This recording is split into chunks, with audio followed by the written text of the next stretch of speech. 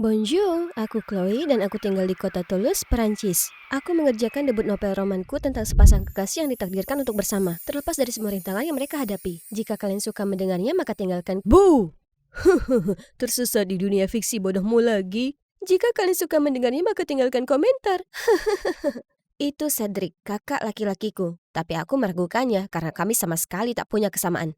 Dan dia itu rasa sakit luar biasa di Oh ya, kurasa kalian bisa bilang aku ini introvert dan aku bermimpi menjadi novelis roman terlaris, mencari nafkah dengan melakukan hal yang kucintai. Hanya saja mimpi tak selalu berjalan sesuai rencana dan penerbit sepertinya tak menyukai naskahku. Sementara Cedric adalah setan yang menyamar, yang tujuan utamanya adalah membuat hidupku sengsara. Dia mematikan alarmku dan membuatku terlambat hadiri rapat, mengganti semua nama kontakku menjadi emoji, dan suatu kali aku terbangun melihat laptopku terbungkus plastik.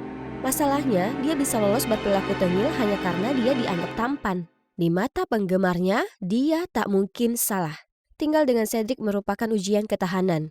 Jadi aku menghindarinya sebisa mungkin dan sekolah di sekolah swasta, alih-alih di sekolah negeri yang sama dengannya. Semuanya lancar hingga orang tua kami kehilangan semua aset. Dan kami tak punya pilihan lain kecuali pindah ke rumah mungil ini. Suatu malam aku turun ke bawah mengambil air dan kulihat ibu dan ayah terjaga hingga larut malam dengan tagihan yang menumpuk. Melihat mereka begitu membuatku sangat ingin membantu. Jadi hari berikutnya aku katakan ke mereka kalau sekolah negeri punya klub menulis kreatif dan kalau aku ingin pindah ke sana. Biaya sekolahku bukanlah beban lagi. Tapi pergi ke sekolah yang sama dengan Cedric bukan hal yang tepat, jadi aku bersikeras agar dia berpura-pura tak mengenalku sama sekali. Tetap saja, beberapa hari pertama sungguh buruk karena aku terus saja tersesat dan merasa begitu asing. Aku hampir tak menatap ke atas dan hanya mengenali siswa lain berdasarkan sepatu mereka. Syukurlah berkat cewek bersepatu sneaker pink dan putih, Emma. Dia satu-satunya yang sungguh melihatku dan saat kuceritakan padanya mengenai mimpi menulisku, dia sangat mendukung. Kami jadi sahabat dan aku bisa ngobrol tentang apa saja, bahkan kakakku yang menyebalkan. Semuanya lebih baik di sekolah, tapi tidak di rumah. Orang tuaku masih terus berupaya menyembunyikan masalah keuangan mereka, dan Cedric hanya menjadi Cedric. Apa dia tak bisa lihat kalau sekarang bukan saatnya untuk kelakuan badutnya?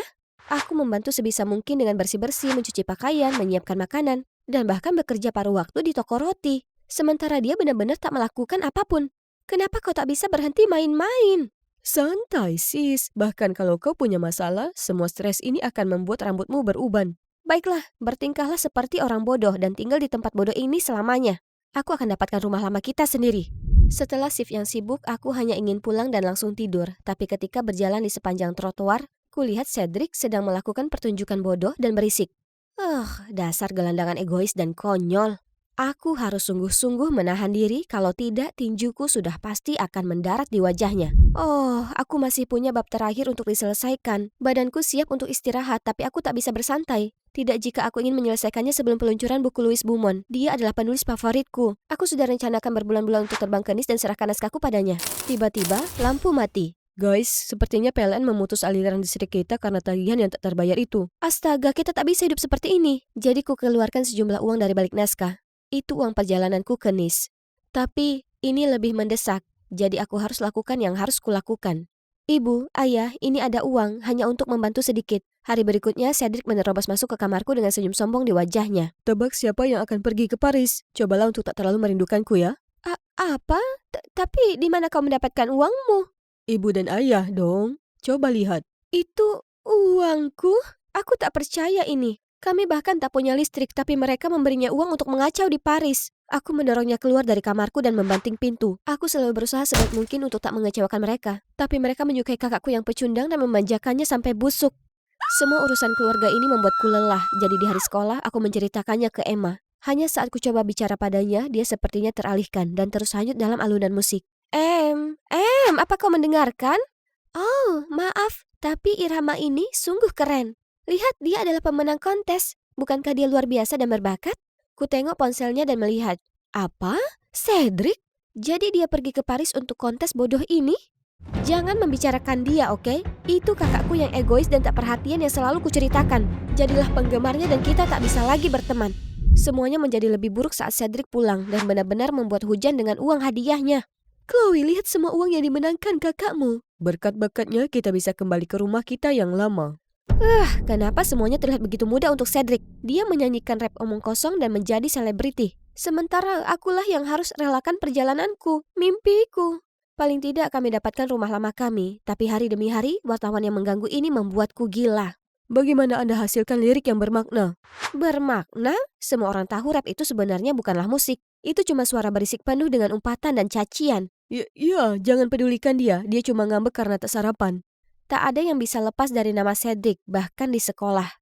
Tolong, kenalkan aku padanya. Kenapa kau begitu terobsesi dengannya? Apa kau tak ingat apapun yang kukatakan tentang betapa menyebalkannya dia? Ayolah, beri kesempatan pada musiknya. Aku tak percaya seseorang yang menulis lirik seindah itu bisa jadi seburuk yang kau katakan. Baiklah, kalau dia ingin menemuinya, maka akan kukabulkan keinginannya. Sudah waktunya dia lihat wajah aslinya. Kubuka pintu dan menunjukkan Emma ke dalam. Tiba-tiba kami terselimuti taburan konfeti. Kenapa muka masam itu? Bom itu sambutan dahsyatku. Kau tahu berapa lama untuk bersihkan kekacauan ini? Ini kakakku, seorang idiot. Kakak idiot, M. Tapi kemudian aku berbalik melihat Emma sudah menyerap setiap perkataan Cedric. Aku tak tahan lagi. Waktuku lebih baik kuhabiskan untuk menulis. Pikiran gelisah melewati rasa takut. Matamu akan temukan mataku. Cinta akan mengikat kita seperti 9 nyawa kucing. Wah, itu sempurna. Tunggu, suara itu terdengar tak asing? Oh, astaga, laki-laki ini begitu tampan. Bonjour, saya Pierre, kolega Cedric. Apa dia ada di rumah? Ya, biar kutunjukkan jalannya. Untuk apa kau mencarinya? Kami sedang berkolaborasi, jadi aku di sini untuk berlatih. Sebagai penyanyi senior, aku juga bantu Cedric membangun pertunjukan dan koneksi di industri ini. Dia luar biasa, ya kan? Setelah hari itu, Pierre lebih sering mengunjungi rumahku. Ternyata, dia laki-laki yang manis dan lembut, yang selalu membawakan kami hadiah seperti bunga dan lilin beraroma. Setelah makan malam, dia bahkan membantuku cuci piring. Bagaimana mungkin seorang malaikat bekerja dengan kakakku yang setan? Suatu hari saat aku keluar dengan Emma, tiba-tiba dia melingkarkan lengannya padaku dan berkata, "Kau sungguh kelihatan ceria akhir-akhir ini." Itu mungkin karena Cedric lebih sering tampil di acara musik. Apa maksudmu itu tak ada hubungannya dengan Pierre? Ayolah Chloe, itu terlihat dari wajahmu. Baiklah, dia sangat baik. Dan senyumnya secerah mentari. Bagaimana bisa kudekati seseorang sepertinya? Kenapa kau tak awali dengan sepucuk surat cinta? Kuterima saran Emma dan menuliskan surat paling romantis yang pernah ada lalu membawanya ke perusahaannya. Jika ada yang bertanya, aku akan bilang aku di sini untuk menemui kakakku. Hah? Apa mereka bertengkar? Aku mendatangi Pierre dan bertanya padanya apa yang terjadi. Oh, bukan apa-apa. Cedric hanya stres karena jadwalnya yang padat. Yang benar saja, seolah-olah rap omong kosong ini bisa membuat stres. Sekarang ini momenku, jadi kuselipkan surat itu ke tangan Pierre kemudian berlari pergi. Aku masih diliputi kegembiraan saat sampai di rumah. Hanya saja Cedric merusak suasana hatiku dengan duduk di sana terlihat seperti habis menelan tawon. Oh tidak, apa semua pesta di dunia hiburan terlalu melelahkan? Sungguh tragis. Diamlah Chloe, pemimpi sepertimu tahu apa. Pemimpi? Paling tidak aku bukan idiot yang dangkal dan egois. Kukorbankan segalanya agar kau bisa mengejar karir rap bodohmu itu. Dan yang kau lakukan hanya bertingkah seperti orang brengsek yang tak tahu berterima kasih. Dewasalah dan berhenti bersikap kekanakan. Aku berharap dia balas memakiku, tapi sebaliknya dia memberiku tatapan kosong, lalu dengan gontai pergi ke kamarnya. Dia tak turun makan malam atau apapun selama 3 hari ke depan. Rumah ini tentunya sangat sunyi tanpanya. Tapi dia orangnya santai dan semuanya akan segera balik normal, ya kan? Kurasa sebaiknya kunikmati ketenangan selagi aku bisa. Hari berikutnya Emma muncul di rumahku dalam keadaan sedih. Apa Cedric di sini? Dia tak menjawab pesan atau teleponku. Hah? Kalian berdua saling berkirim pesan? Aku hanya penasaran apa dia baik-baik saja. Sungguh tipikal dirimu yang bicara dengannya di belakangku. Yang membuatku heran, Emma dengan tak sabar menerobos melewatiku begitu saja dan lari ke kamar Cedric. Kemudian dia kembali muncul membawa catatan. Cedric sudah pergi. Astaga, betapa tak bertanggung jawab dan impulsif. Dia sungguh tak peduli tentang siapapun kecuali dirinya sendiri. Cukup, aku tak mau dengar kau jelekkan kakakmu lagi. Apa kau tak bisa lihat dia sedang berjuang keras dan menunjukkan tanda-tanda depresi? Siapa yang tak peduli dengan keluarga di sini? Dan kau sungguh percaya kau ini lebih baik darinya? Ledakan Emma membuatku tercengang. Apa Cedric sungguhan depresi? Bagaimana aku bisa tahu kalau dia selalu main-main? Malam itu, ibu dan ayah terus khawatir tentang hilangnya Cedric. Dia memberikan semua yang dia punya untuk membantu kami, sementara kami tak bisa lakukan apapun untuk membantunya. Ingat saat dia tampil di jalanan, dia memberikan pada kami semua uang yang dia hasilkan. Dan dia selalu berusaha menghibur kami sementara semuanya terpuruk. Cedric hanya ingin mengikuti kontes rap untuk memenangkan lebih banyak uang. Dia sangat gugup, tapi kami percaya padanya. Jadi kami berikan uang itu untuk mendaftar. Oh Tuhan, jadi aku salah paham dengannya selama ini? Tiba-tiba aku ingat lagu kemenangan yang Emma bersikeras agar aku mendengarkannya. Aku naik ke atas ke kamarku dan menyalakannya. Itu tentang kami, keluarganya, tercinta. Ternyata dia bukanlah pecundang menganggur seperti yang kukira. Dia selalu memasang wajah bahagia untuk membangkitkan semangat orang lain, sementara diam-diam bergumul dengan rasa sakitnya sendiri. Aku harus menemukannya dan minta maaf segera. Jadi aku pergi ke Pierre untuk minta tolong. Aku tidak menyangka dia sedang dalam kondisi yang sangat buruk. Seharusnya aku tahu kalau dia menderita dan tak membebaninya dengan pekerjaan. Tapi akan ada pertunjukan penting yang akan datang. Jika Cedric tak muncul, dia melanggar kontraknya dan harus membayar jumlah yang sangat besar sebagai kompensasi. Oh tidak, itu tak baik. Apa yang harus kita lakukan sekarang? Kau tahu tidak, kau terlihat begitu mirip dengan Cedric. Bagaimana kalau kau menyamar sebagai dia? Tapi bagaimana? Jangan khawatir, tim tata rias kami adalah yang terbaik, tak akan ada yang tahu. Semua ini kedengarannya gila, tapi sepertinya aku tak punya pilihan lain. Keluargaku tak mungkin berhutang lagi karena hal ini. Menjadi sedekat ini dengan Pierre membuat hatiku berbunga-bunga. Dia mengajakku untuk makeover, lalu aku belajar lip sync dan tampil di panggung. Aku bahkan berusaha jalan dan bicara seperti kakakku. Aku merasa tak enak karena menipu penggemarnya. Tapi aku tak bisa ambil risiko Cedric terkena masalah besar. Hanya sekali ini saja. Kadang aku juga lip sync, tak jadi masalah. Aku merasa sedikit bingung, lalu tiba-tiba ada satu kru panggung di atasku yang tak sengaja jatuhkan kunci pas. Itu bisa saja mengenaiku kalau Pierre tak bergerak cepat dan menyelamatkan. Sekarang kami berlatih dan astaga, sibuknya. Pierre bersamaku sepanjang waktu dan sangat mendukung. Kami juga tak pernah berhenti mencari Cedric bersama-sama. Aku merasa hubungan kami semakin erat, tapi aku tak tahu kenapa dia belum bertindak. Mungkin surat pertamaku tak cukup jelas, jadi aku menyelinap ke ruang Pierre dan tinggalkan satu lagi untuknya. Baru kemudian di hari itu, kulihat dia terpaku pada ponselnya, jadi aku melirik sekilas. Hah? Dia sedang mengirim pesan ke seseorang dengan nama panggilan yang sangat lebay. Tentu saja, dia tak tertarik karena dia sudah kencan dengan orang lain. Oh tidak, aku harus tarik surat keduaku sebelum kupermalukan diriku sendiri. Aku lari ke ruangannya, tapi tak bisa menemukannya dimanapun. Tunggu, apa ini? Ini dia malam besar itu. Aku benar-benar ketakutan. Pierre tersenyum dengan manis padaku dan menggandeng tanganku. Kami berbagi pandangan, kemudian naik ke panggung bersama. Ada begitu banyak orang di luar sana. Kakiku rasanya mati rasa. Tapi kemudian kulihat Emma berseri-seri kepadaku dari baris depan dan kegelisahanku reda kembali. Dengan cepat kutemukan irama, lalu melakukan lip sync dan menari dengan sempurna. Tapi di tengah lagu, lampu panggung tiba-tiba mati dan sesosok bayangan menuju ke arahku. Cedric? Para penonton berdecak kagum, lalu tepuk tangan kegirangan saat Cedric lanjutkan pertunjukan selanjutnya. Selama waktu istirahat, semua orang pergi ke belakang panggung dan melihat Pierre mencengkram lengan Cedric. Cedric, kau dari mana saja? Kami semua sangat khawatir padamu. Hentikan aktingmu. Kau hanya memperalatku untuk memperkaya dirimu sendiri. Memaksaku melakukan pertunjukan demi pertunjukan dan saat aku sudah kelelahan, kau memaksaku lip sync. Apa yang kau bicarakan? Pertunjukan ini membantumu mendapat dukungan. Memulai di industri ini memang sulit. Hei, aku bahkan meminjami uang untuk dapatkan rumahmu kembali. Maksudmu uang yang kau pakai untuk mengikat kakakku dengan kontrak bodoh ini? Kau paksa Cedric bekerja secara eksklusif denganmu, tampil gratis selama 2 tahun untuk melunasi hutangnya. Tapi menurut tanda terima untuk setiap pertunjukan, uang yang seharusnya ia terima telah melebihi jumlah hutangnya padamu. Oh, apa-apaan? Kaget sekali? Kini kami punya semua bukti untuk melawanmu. Memangnya kenapa? Toh Cedric sudah menandatanganinya. Kontrak adalah kontrak. Melanggarnya maka kau dikeluarkan dari perusahaan dan dipastikan kau tak akan pernah mendapat pertunjukan lagi. Seluruh keluargamu akan menjadi miskin seperti sebelumnya. Kurasa tidak. Apa yang publik akan katakan kalau dia tahu kau sudah menggodanya selama ini? Lalu saat dia menolakmu, kau memanipulasinya dan memaksanya bekerja terlalu keras? Berapa lama kau tahu? Cukup lama untuk mengungkapmu. Sekarang kau punya 2 pilihan. 1. Batalkan kontrak dalam waktu 24 jam dan bayar kakakku kelebihan uang yang kau eksploitasi darinya. Atau 2. Kami akan beritakan perbuatanmu dan lihat apa kau bisa bertahan di dunia hiburan setelahnya. Aku tak membencimu karena berbuat jahat padaku, tapi kesepakatan ini tak adil. Pierre kelihatan gugup dan marah, kemudian bergegas pergi begitu saja. Aku berpaling ke kakakku yang bodoh dan menyebalkan lalu memberinya pelukan erat. Aku minta maaf salah paham denganmu sebelumnya. Kenapa kau tak cerita ke kami kalau kau pinjam uang untuk dapatkan kembali rumah kita? Aku tahu kau sangat ingin rumah kita kembali. Jadi aku mengikuti kontes itu tapi hadiah uangnya tak cukup. Saat itulah aku minta Pierre.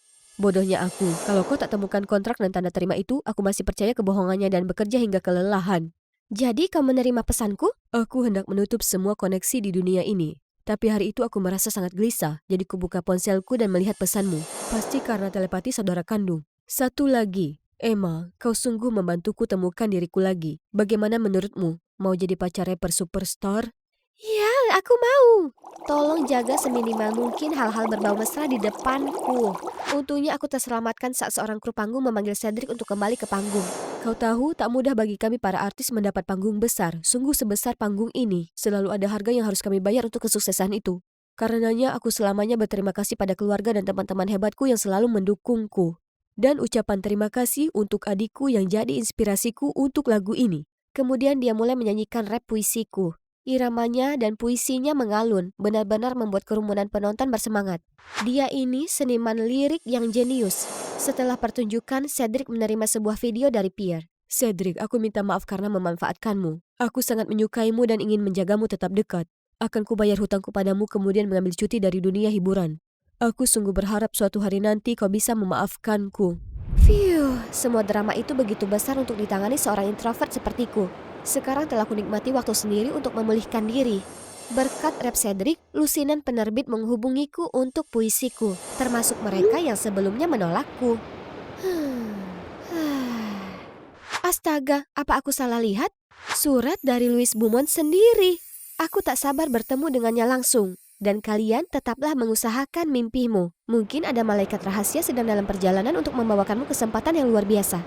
Aku dan Austin hampir saja menjatuhkan kekuasaan penyelundup boneka Roblox palsu ini. Ketika pemimpin geng tiba-tiba jadi waspada dan memerintahkan anggotanya untuk mengunci kami. Pablo, kau salah paham. Kami di sini membuat kesepakatan bisnis. Jangan menipuku dasar tikus kecil yang licik. Kau kira kau bisa menangkapku? Aku ini tak terlihat. Wahahaha. Tiba-tiba ada yang mengetuk pintu. Pizzanya sudah datang, silakan ambil pesananmu. Apa ada di antara kalian yang memesan pizza? Maaf bos, itu saya. Saya kelaparan. Saya mohon boleh saya makan cepat sebelum mengeksekusi ular-ular ini? Sana buka pintu, kau dungu. Kalian, tangan di atas kepala. Pablo lalu sembunyi di balik pintu saat pintunya dibuka dan yang berdiri di sana adalah Jane. Hai, waktunya makan siang. Jane lalu menarik roknya ke atas perlahan, memperlihatkan stokingnya. Sementara para geng itu kebingungan, Austin dengan cepat menahan anggota geng itu sementara Jane membanting pintu ke arah Pablo. Sementara aku, kuinjak kaki orang itu, menyikut wajahnya dan menjatuhkannya ke tanah. Phew, hidup yang mulia Ratu Jane. Hai, namaku Naomi, seorang agen khusus dan ini adalah partnerku, Austin dan Jane. Dengan Agustin sebagai pemimpin, kami bertiga berhasil pecahkan kasus tersulit, termasuk yang satu ini. Agustin adalah agen senior yang sangat kuhormati, sementara Jen sebenarnya adik tiriku yang mengesalkan garis miring partnerku. Giliranmu menulis laporan kasus Pablo, jangan paksakan padaku. Kenapa kau selalu coba menghindari tugas? Sama seperti kau juga membuatku melakukan semua cuci piring di rumah sepanjang waktu. Tim, kita mendapat kasus baru. Amy, murid dengan nilai A. Perwakilan sekolah Lawrence High untuk acara Perserikatan Bangsa-Bangsa yang akan datang. Menghilang sejak hari Senin, permintaan mendesak dari orang tua dan sekolah untuk membawa subjek pulang dengan selamat. Tersangka nomor 1, Shirley.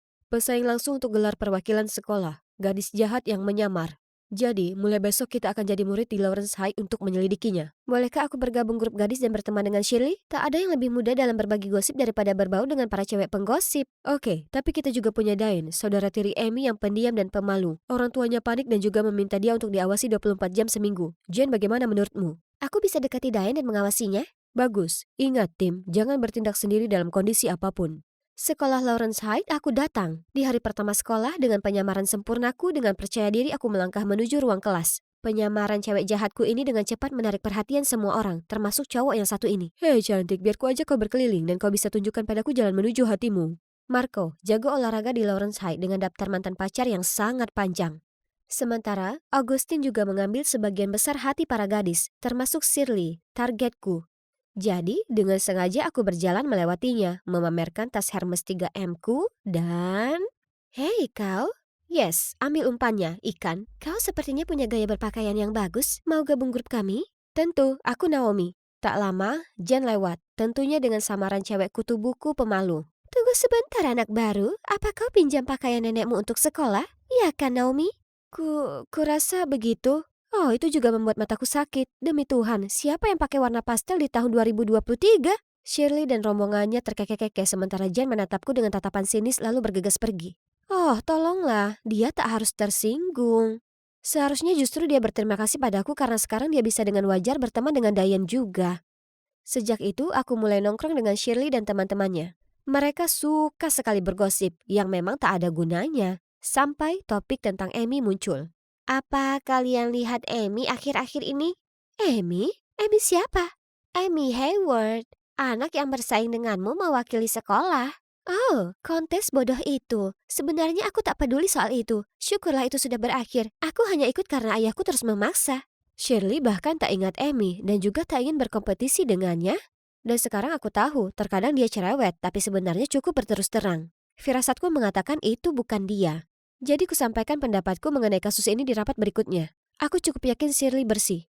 Apa? Apa kau bahkan berpikir sebelum bicara? Dia tersangka utama. Ditambah dari apa yang Dayan katakan padaku, dia selalu mengganggu siswa lainnya. Iya, tapi itu bukan berarti dia punya niat buruk terhadap Amy. Kau harus berhenti menilai orang terlalu cepat. Permisi? Bagaimana kalau kau berhenti memihak setan-setan itu? Atau kau rasa sulit karena kau juga salah satunya? Cukup. Untuk saat ini, mari kita tunda dulu asumsimu. Kita butuh lebih banyak petunjuk sebelum bertindak apapun. Sial, andai saja aku punya bukti yang kuat. Jen selalu saja menghambat investigasi. Jadi di hari berikutnya, aku pergi mencari Dayan sendiri untuk bertanya lebih jauh tentang Amy. Tapi Marco menghentikanku dengan seikat mawar. Mawar itu merah dan violet itu biru, gula itu manis dan begitu juga kamu. Jadilah pacarku, kau mau? Aku masih memikirkan ini saat Austin datang dari kejauhan dan langsung menuju ke mawar itu. Ups, maaf, aku pakai kacamata hitam. Marco terlihat seperti gunung yang akan meletus sementara Shirley memekik dengan suara yang menggetarkan. Oh, tubuh itu dan keindahan itu. Oh, Tuhan yang agung, tolong ampuni aku.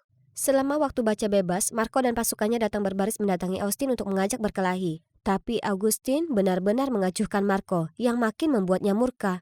Hei, kau, putar kepala kelapamu dan beranilah menghadapiku. Augustin dengan tenang berdiri, mengembalikan bukunya seolah Marco itu tak terlihat dan datang mengajakku untuk makan siang dengannya. Dia menarikku keluar dari sana, meninggalkan Marco di belakang mendengus seperti babi gila. Rasanya menyenangkan menjalani kehidupan siswa dan mendapati para cowok mengejarmu. Jauhi para remaja laki-laki itu untukku ya. Aku tak paham kenapa. Jangan sampai identitasmu terungkap. Jangan khawatir, dan Marco itu anak kecil, bukan tipeku. Ngomong-ngomong, apakah kau juga ingin merasakan pengalaman tergila-gila yang menggetarkan hati? Kurasa Shirley mengincarmu.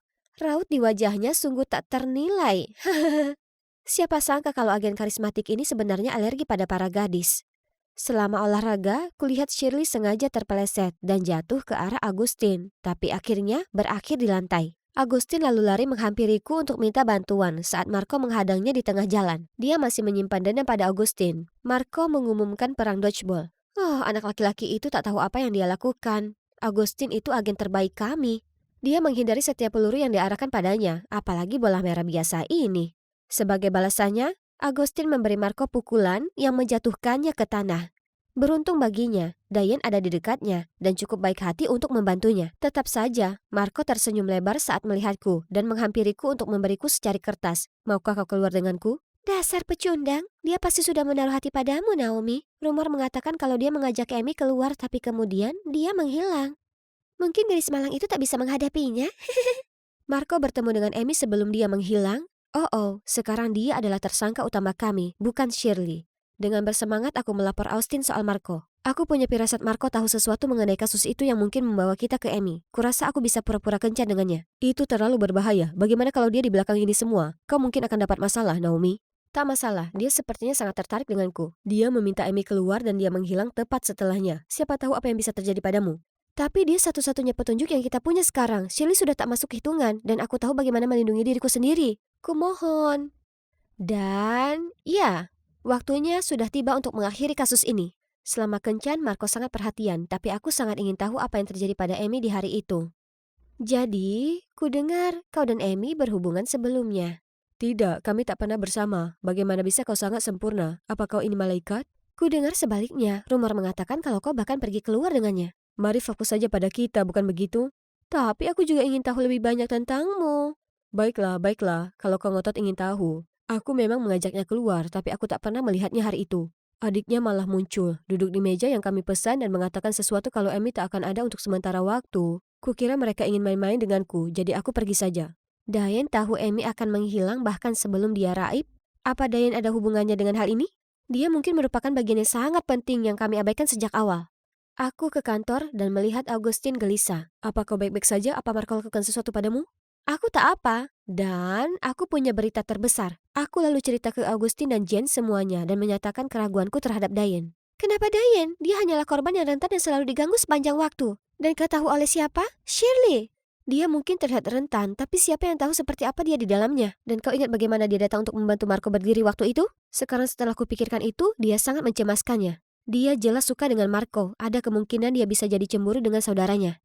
Hentikan. Tak semua orang itu pencemburu sepertimu. Apa? Tim, ini tak ada gunanya. Untuk saat ini, kita sepakat untuk menjaga Dayan tetap dekat. Sekali lagi, tak seorang pun beraksi sendiri. Pencemburu? Lihat saja ku selesaikan kasus ini sebelum dirimu, Jen. Keesokan paginya, kulihat Diane diam-diam melihat Marco bermain basket. Aku bersumpah Diane pastinya tertarik dengannya dan terlibat dalam hilangnya adiknya. Tapi Agustin tak akan izinkan aku lakukan apapun. Itu membuatku tak punya pilihan lain, yaitu tetap memperhatikan kegiatan Diane. Memang, dia bertingkah sangat aneh akhir-akhir ini. Dia menerima telepon secara rutin dan keluar kelas, hanya untuk kembali dengan wajah penuh masalah. Kuputuskan untuk membuntutinya sore itu. Dia tampak sangat mencurigakan dan terus berbalik ke belakang untuk memeriksa apakah ada yang mengikutinya. Dia jelas menyembunyikan sesuatu. Kami berjalan cukup lama, melewati area ladang yang luas dan terbengkalai, hingga akhirnya dia berhenti di depan rumah kumuh. Ini jelas bukan bangunan untuk tempat tinggal. Seluruh tempat itu terlihat berantakan sekali dan bahkan ada jebakan di mana-mana. Syukurlah sudah kudapatkan sebuah pelatihan di akademi dulu untuk mengenali jebakan-jebakan mematikan ini. Tiba-tiba, kulihat bayangan yang berkelebat berlari tepat di seberang ruangan. Dengan cepat kuikuti lalu kulihat ada pintu mengarah ke rubanah yang gelap. Diane atau siapapun yang berada di sini tak akan begitu mudah untuk ditangani. Oh tidak, ini jebakan. Jika kau berani bergerak sedikit pun, tamat kau. Sekarang beritahu aku siapa kau. Apa kau dari diksi mafia yang coba balas dendam padaku? Mafia? Tidak, Anda salah paham. Saya datang untuk periksa saluran listrik bangunan ini. Tolong sabar dulu. Dia bohong lagi, Tuan Gordon. Aku tahu dia rencanakan sesuatu yang tak baik. Bicara sekarang jika kau ingin tetap utuh. Oh, tidak. Seharusnya ku dengarkan Agustin dan tak biarkan adrenalin bodohku mengambil alih. Apa ini akhir dari misiku? Akhir dari hidupku? Tiba-tiba terdapat suara dentuman keras. FBI, jangan kau berani menyentuhnya. Itu Agustin. FBI? Apa? Tidak, apa yang terjadi? Kau bukan bagian dari geng itu? Jen juga ada di sana untukku. Dengan cepat mengambil remote bom dan mematikannya. Bom palsu? Apa kau bercanda? Dengan cepat aku keluar dari jebakan dengan selamat. Agen khusus Naomi Cooper, di mana kau sembunyikan Amy? Tidak, kalian salah paham. Tuan Gordon adalah ayah kandung Amy. Bagaimana mungkin dia menyakitinya? Aku menatap Agustin dan Jen, yang sama terkejutnya denganku. Tuan Gordon dulunya bekerja untuk geng itu, tapi dia telah mengubah hidupnya. Itulah kenapa dia kira kau dari geng lamanya yang datang padanya untuk balas dendam. Belum lama ini ia mengidap penyakit serius yang membutuhkan transplantasi ginjal. Dan Amy satu-satunya kerabat yang dia punya. Kau memberitahuku kalau Amy setuju untuk memberinya ginjal? Lalu kenapa di sini dalam kegelapan? Kenapa sembunyi? Karena ibu Amy membenciku dan melarangnya menemuiku, apalagi memberikanku ginjal yang utuh. Tapi Amy adalah putriku yang berhati emas. Meskipun aku tak ingin, dia memaksa memberiku ginjalnya supaya aku bisa tetap hidup. Jika ibu tahu soal ini, ia tak akan pernah setuju. Itulah kenapa Amy harus melarikan diri untuk jalani transplantasi dengan Tuan Gordon. Di mana dia sekarang? Beristirahat di ruangan itu. Jangan khawatir, Tuan Gordon telah merawatnya dengan baik. Sementara aku bawakan makanan dan kebutuhan lain. Dengan cepat ku tendang pintu dan melihat Amy terbaring di tempat tidur. Keributan apa itu, Diane? Apakah membawakan ayah labu? Aku, Agustin, dan Jen melihatnya sekarang. Kita semua salah selama ini. Hari berikutnya kami pergi mencari ibu Amy dan berbicara dengannya. Awalnya dia terkejut, tapi setelah mengetahui semuanya, dia sadar betapa salahnya memisahkan ayah dengan putrinya. Dia sangat tersentuh dengan hati putrinya yang mulia dan setuju mengizinkan Amy datang mengunjungi Tuan Gordon mulai sekarang. Melihat kakak adik itu, membuatku memikirkan saudaraku sendiri. Aku minta maaf. Kami saling berpelukan erat, pada akhirnya kami juga bersaudara. Ya, kasus ditutup. Mari kita adakan perayaan yang meriah, bagaimana? Aku sebenarnya ada kencan sekarang, kenapa tak kau ajak Naomi denganmu? Kemudian dia meninggalkan kami di sana. Jen yang jahil. Aku sangat lega kau baik-baik saja, Naomi. Karena jika terjadi apa-apa denganmu. Ya, Agustin? Jika terjadi apa-apa, aku rela mati untukmu. Hari ini adalah hari perayaan daerah, atau yang lebih suka ku sebut hari kemenanganku. Lihat boneka plushie besar di sebelah sana? Itu akan jadi milikku. Bersiap, siaga, dan yes, tepat sasaran. Dengan bersemangat ku ambil boneka beruang itu saat tiba-tiba boneka itu tersambar banteng gila ini. Hei, aku memenangkan beruang ini dengan jujur dan adil. Tapi aku melihatnya duluan. Sekarang berikan padaku. Hobbit? Hobbit? Ku tarik beruang itu darinya, tapi akhirnya beruang itu robek jadi dua. Pacarnya menangis dan sekarang aku seperti kain merah baginya. Dia bergegas menuju arahku dan sebelum aku bahkan bisa berpikir lurus, tinjuku mengambil alih. Harus berapa kali ku beritahu padamu, Angie, cewek tak mengangkat tinjunya begitu saja dan membuat masalah seperti itu. Itu pertahanan diri. Dia akan memukulku, ibu. Aku muak. Ayah dan anak perempuan sama saja. Kenapa ibu bahkan mengungkitnya? Ayah meninggalkan kita bertahun-tahun yang lalu, jadi biarkan dia tetap jauh dari hidup kita. Bahkan memikirkannya membuat darahku mendidih. Aku berpaling ke arah jendela, menghindari tatapan yang kutahu sedang ibu berikan padaku. Saat kami sampai di rumah, kami mendapati pintu terbuka. Ada yang tak beres. Dengan cepat aku lari masuk ke dalam rumah dan melihat bayangan hitam berdiri di ruang tamu kami.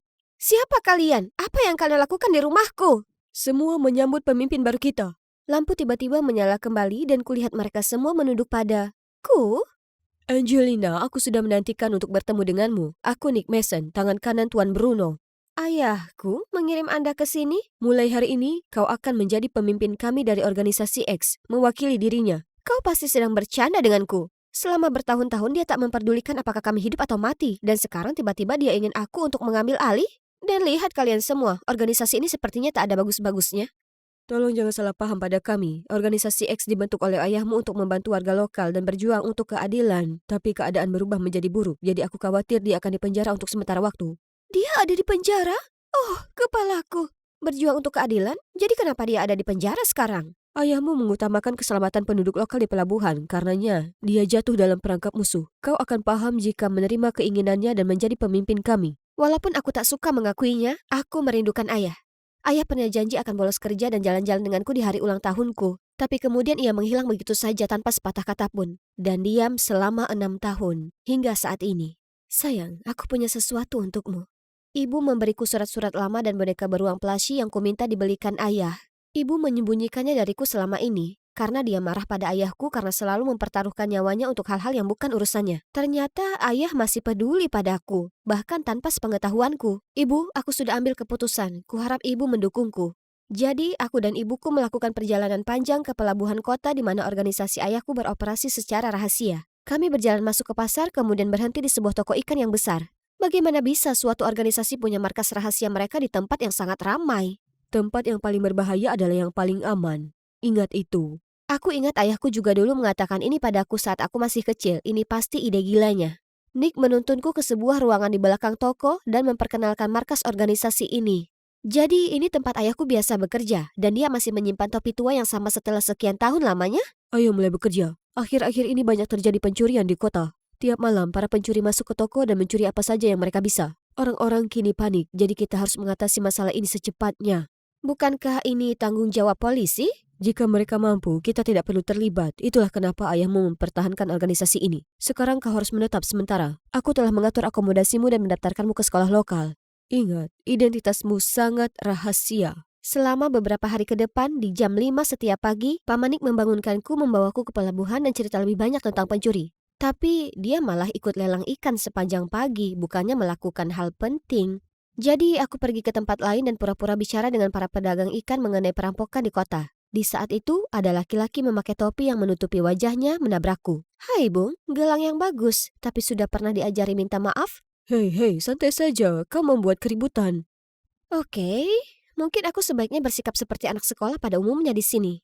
Harus bangun sangat pagi untuk pergi ke pelabuhan juga membuatku terlalu lelah untuk belajar apapun. Suatu pagi aku tertidur di tempatku yang biasa saat ada kegaduhan yang membangunkanku. Sekelompok gangster mengganggu seorang anak laki-laki. Bung, aku berusaha tidur di sini. Diamlah pecundang. Oh, mereka macam-macam dengan orang yang salah. Kuambil tongkat pel di sekitar situ dan membuat gerakan keren yang menjatuhkan mereka semua. Lalu menyeret si kutu buku yang terperanjat itu. Dia tak cukup tenang untuk lari menyelamatkan diri. Laki-laki kecil ini, Kilian. Sejak hari itu, dia terus membuntutiku dan tak mau tutup mulut soal betapa kuatnya aku. Mengatakan hal-hal seperti, aku tak bisa bayangkan orang sekecil kami punya kekuatan yang luar biasa. Atau, mereka semua menggangguku tapi kau yang malaikat tidak. Lalu, ayo berteman. Aku tak bisa tenang saat ada dia di dekatku. Sementara aku berusaha sendiri, ada panggilan masuk dari Paman Nick. Salah satu toko perhiasan di kota baru saja dirampok. Apa kau bisa bantu? Apa? Ya, aku akan kembali ke markas dan menyusun rencana. Kau bisa andalkan aku. Aku kemudian mengakhiri panggilan dan itulah saat ku dengar bola membentur lantai. Aku berbalik dan di sana ada Kilian. Berdiri di belakangku, terkejut setengah mati. Dia jelas mendengar semua percakapan itu. Jika kau mengucap sepatah kata soal ini ke orang lain, hari berikutnya kau tak akan bangun. Kau dengar aku?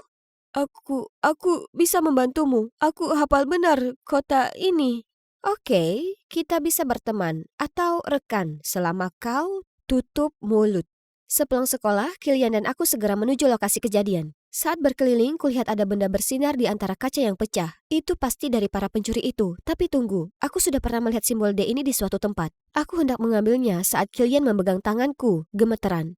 Bro, itu dia yang menyerang kami waktu itu. Gangster itu tiba-tiba mendatangiku. Aku berusaha menghindarinya, tapi akhirnya terjungkal ke belakang. Tiba-tiba ada lengan kuat menahanku dan melindungiku dari pukulan itu. Mamma mia, siapa pemuda kekar tampan ini? Kulingkarkan lenganku padanya dan mengeluarkan bagian dalam diriku yang sedang kesusahan. Oh, pahlawanku, para bajingan ini tak mau tinggalkan aku sendiri. Kumohon selamatkan aku. Aku takut. Macam-macam dengan temanku sekali lagi dan kalian akan mati. Enyahlah. Dia berbalik padaku, memastikan aku baik-baik saja, kemudian pergi. Lewat Kilian, aku tahu kalau namanya Frank, kakak kelas di sekolah kami, dan dia terkenal dengan sikapnya yang dingin dan pendiam. Benar-benar cowok tipeku. Tapi tunggu, bagaimana dengan gelangnya? Aku berbalik ke pecahan jendela yang rusak. Gelang itu tak kutemukan dimanapun. Di sekolah, semua siswa terus membicarakan perampokan baru-baru ini. Semua orang khawatir tentang siapa yang akan menjadi korban berikutnya. Kapan semua omong kosong ini akan berhenti? Aku penasaran siapa target berikutnya. Apa kau tak lihat, korban terakhir semuanya adalah orang penting di kota. Dan kejahatan semua terjadi di hari-hari polisi tidak berpatroli. Jadi kalau begitu toko perhiasan Graham dan toko butik Holden bisa berpotensi menjadi target berikutnya. Itu masuk akal. Tunggu, Frank? Sekarang karena kau di sini, aku merasa jauh lebih aman. Itu kemungkinan Holden karena Graham sudah menambah sistem pengamanan baru di tokonya. Tolong berhentilah memilih rambutmu seperti itu. Observasi yang bagus. Polisi tak berpatroli ke pelabuhan malam ini, jadi mungkin mereka akan bergerak. Jadi tetaplah diam di dalam. Oke, manis? Oh, tapi si manis ini masih akan memantau toko Holden dan menangkap basah pencuri itu malam ini. 1 jam sudah berlalu, tapi tak ada yang terjadi. Tepat di saat itu, Nick menerima panggilan telepon bahwa toko Graham baru saja dirampok. Para perampok merusak sistem keamanan dan semuanya sudah diambil. Nick membentakku karena bertindak impulsif tanpa ada bukti yang jelas. Tapi ini terasa sangat mencurigakan. Toko Holden jauh lebih rentan, seolah mereka tahu kami sedang menunggu untuk menyergap mereka di sini. Beberapa hari kemudian saat aku sedang berpatroli di sekitar jalanan perbelanjaan, Kilian memberitahuku bahwa ada pria bertopeng mencurigakan yang menyelinap di sekitar toko Mutiara. Aku segera berlari ke sana, tepat saat dia merusak kunci. Dalam sekejap mata, kutendang dia, menjatuhkannya ke tanah. Angelina, ya ampun, apa kau tak apa? Aku mendongak ke atas melihat Frank berlari ke arahku. Si pencuri langsung bangkit, membuatku terjatuh ke belakang, lalu langsung kabur dari lokasi. Tangkap pencuri itu, cepat! Frank dan Kilian melesat melewatiku dan mengikuti pria itu. Aku menunggu mereka di pelabuhan, tapi hanya Kilian yang kembali. Maaf Angelina, tapi aku harus katakan ini. Ada yang mencurigakan soal Frank. Kurasa dia berada di pihak pencuri. Oh, ayolah. Apa kau cemburu padanya? Bagaimana aku tahu bukan kau mata-mata mereka? Apa maksudmu? Kau sudah bertingkah mencurigakan sejak awal. Kau tak mau meninggalkan aku sedetik pun. Dan ingat bagaimana kau dengar percakapanku dengan Nick? Dan bagaimana dengan waktu kau membuatku yakin kalau Holden Shop adalah target berikutnya? Dan sekarang kau menyalahkan Frank? Kau sangat terikat dengan si brengsek itu. Kulihat dia dengan sengaja biarkan pencuri itu pergi. Saat aku hampir menyusulnya, Frank tiba-tiba berhenti yang membuatku menabraknya. Lalu pencuri itu lolos. Itu tak mungkin. Dia selalu ada untuk membantuku. Akulah yang selalu mendukungmu. Tapi kau hanya melihat penipu itu sebagai pahlawanmu. Lupakan saja. Tunggu, Aku tak tahu siapa yang bisa dipercaya. Ini semua sangat membingungkan. Tepat di saat itu, aku mendapat pesan dari Frank memintaku untuk pergi ke tempat camping meteor ini karena dia punya hal penting untuk dikatakan padaku. Oke, ini saatnya untuk mendatanginya dan mendapatkan kebenarannya. Aku bergegas ke sana secepat mungkin hanya untuk mendapati tak seorang pun. Aku melihat sekeliling dan memperhatikan ada tenda menyala yang mencurigakan. Tutup tenda tiba-tiba terbuka dan ada bayangan yang melesat ke arahku. Hei, tenanglah, ini aku. Aku membuka mata melihat Frank di depanku. Dia sudah mengatur tempat ini untukku. Frank tiba-tiba meraih tanganku dan mengaku. Angelina, aku sudah jatuh hati padamu. Aku bertanya-tanya, maukah kau menjadi pacarku? Bersama kita bisa menjadi pasangan berpengaruh. Dengan organisasi X-mu dan klan Darkwalkersku yang mendukung kita. Bagaimana kau tahu kalau aku terhubung dengan organisasi X? Aku sudah memperhatikanmu sejak hari pertama kau berkeliaran di pasar ikan dengan Nick tua itu. Ingat gelang ini, kau hampir menangkapku saat itu. Kau bajingan bau busuk tak tahu malu. Aku bahkan lebih percaya padamu dibanding Kilian. Oh, ayolah. Bukan salahku kau jatuh hati padaku dan mengkhianati sahabatmu. Kau dan aku, kita punya kesamaan. Hanya akan cocok kalau kita jadi tim. Cukup. Dengar baik-baik. Aku tak akan pernah bergabung dengan bajingan sepertimu. Bagaimana kau? Teman-teman, tangkap dia! Dari tenda, bawahan Frank keluar satu persatu dan mengepungku. Lalu secara bertahap memperketat pengepungan. Kita lihat siapa bosnya sekarang. Oh, tidak, aku jatuh ke perangkapnya. Para berandal itu membawa tali, siap untuk mengikatku. Tapi tepat di saat itu, ku dengar suara mesin mobil mendekat. Apa itu? Kilian menuntun Nick dan organisasi X? Dia melompat keluar dari mobil, lari melewati para bawahan itu dan prank untuk ke tempatku. Angelina, kau baik-baik saja? Kau tak terluka dimanapun kan? Aku menggelengkan kepala dan merasa sangat tersentuh. Dia datang untuk menyelamatkanku. Kukira kau marah denganku. Memang, sedikit. Tapi aku tak bisa biarkan kau sendiri. Jadi aku pergi ke Paman Nick. Di balik Kilian, Paman Nick dan tim telah meringkus semua perampok dan pemimpin mereka, Frank. Sekarang mereka akan katakan semua rahasia kotor mereka di depan hukum.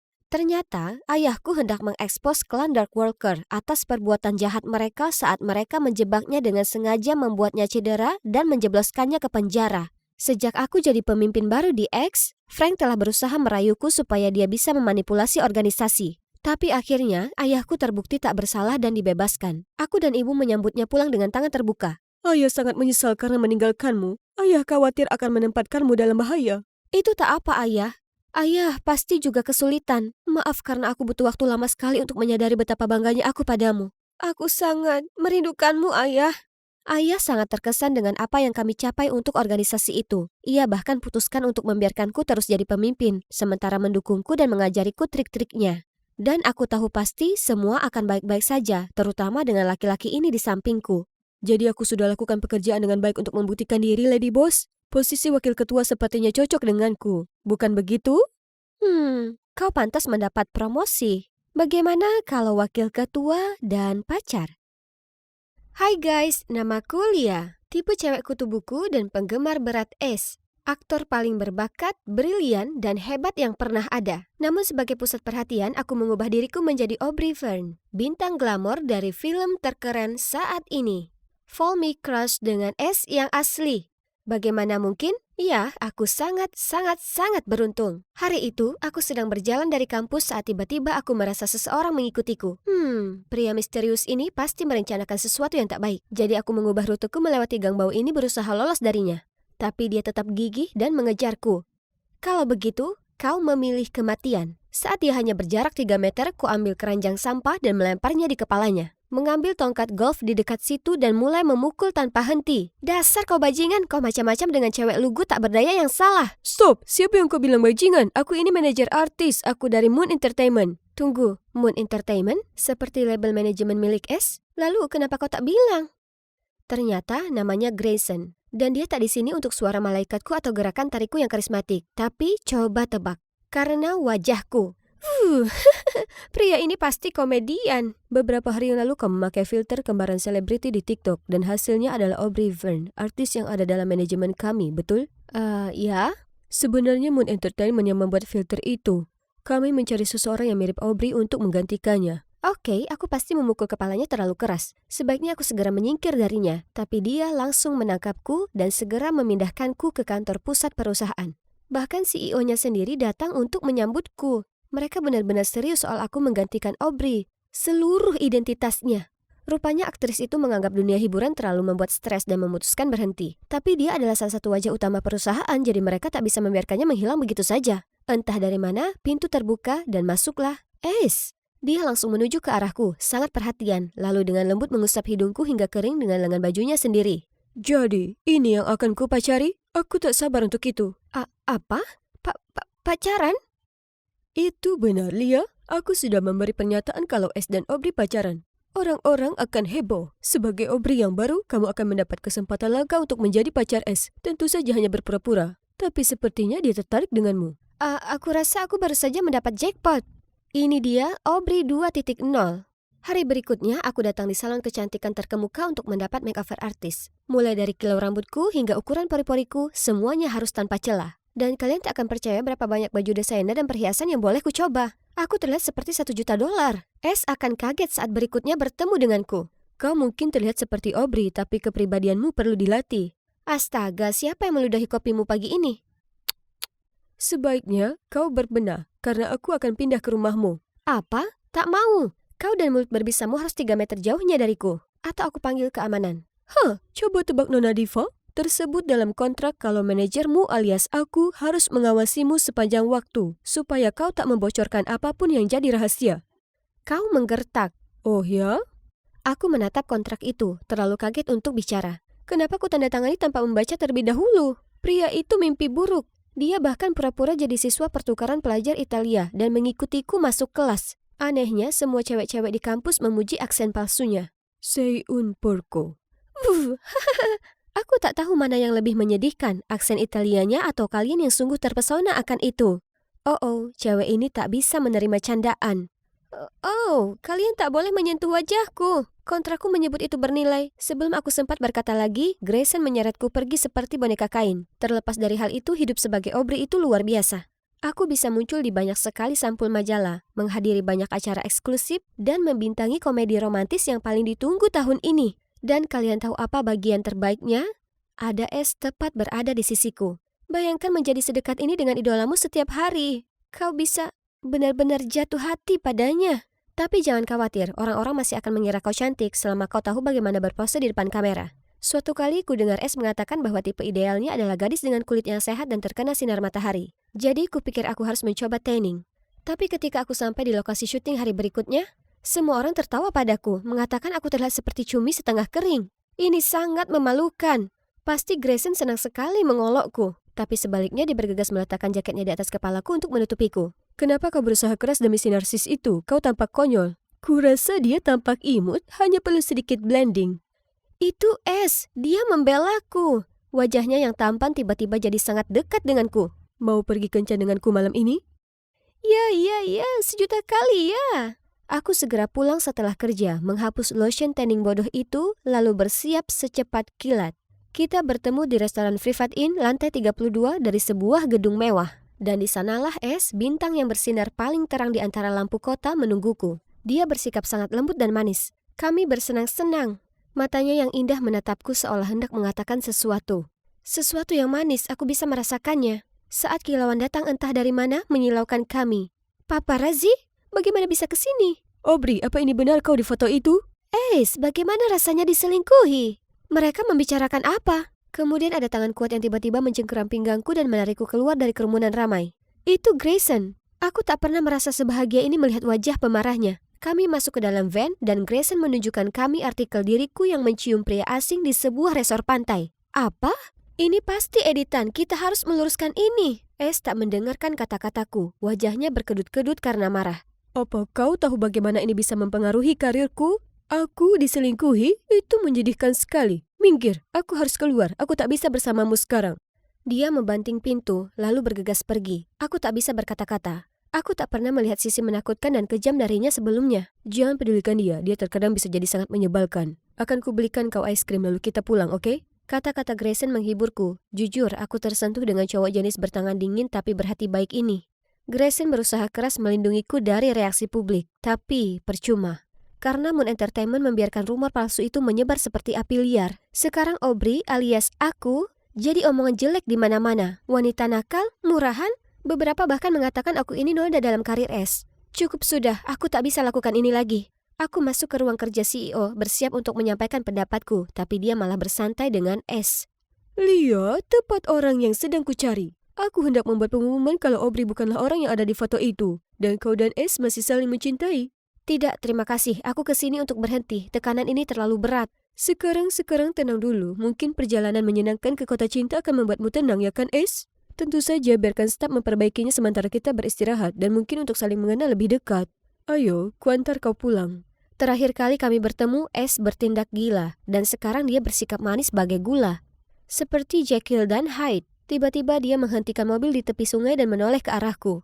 Lia, aku salah telah melampiaskannya padamu. Aku tak pernah menghadapi tekanan besar seperti itu sebelumnya dan aku kehilangan akal sehatku. Dan apa kau tahu? Malam itu aku hendak bicara dari hatiku. Aku mencintaimu, Lia. Dia menarikku untuk mencium. Itu sungguh di luar dugaan. Aku bahkan tak tahu harus berpikir apa. Tapi kemudian dia membuka matanya dan menatapku. Sangat jatuh hati dan tak bisa menolaknya.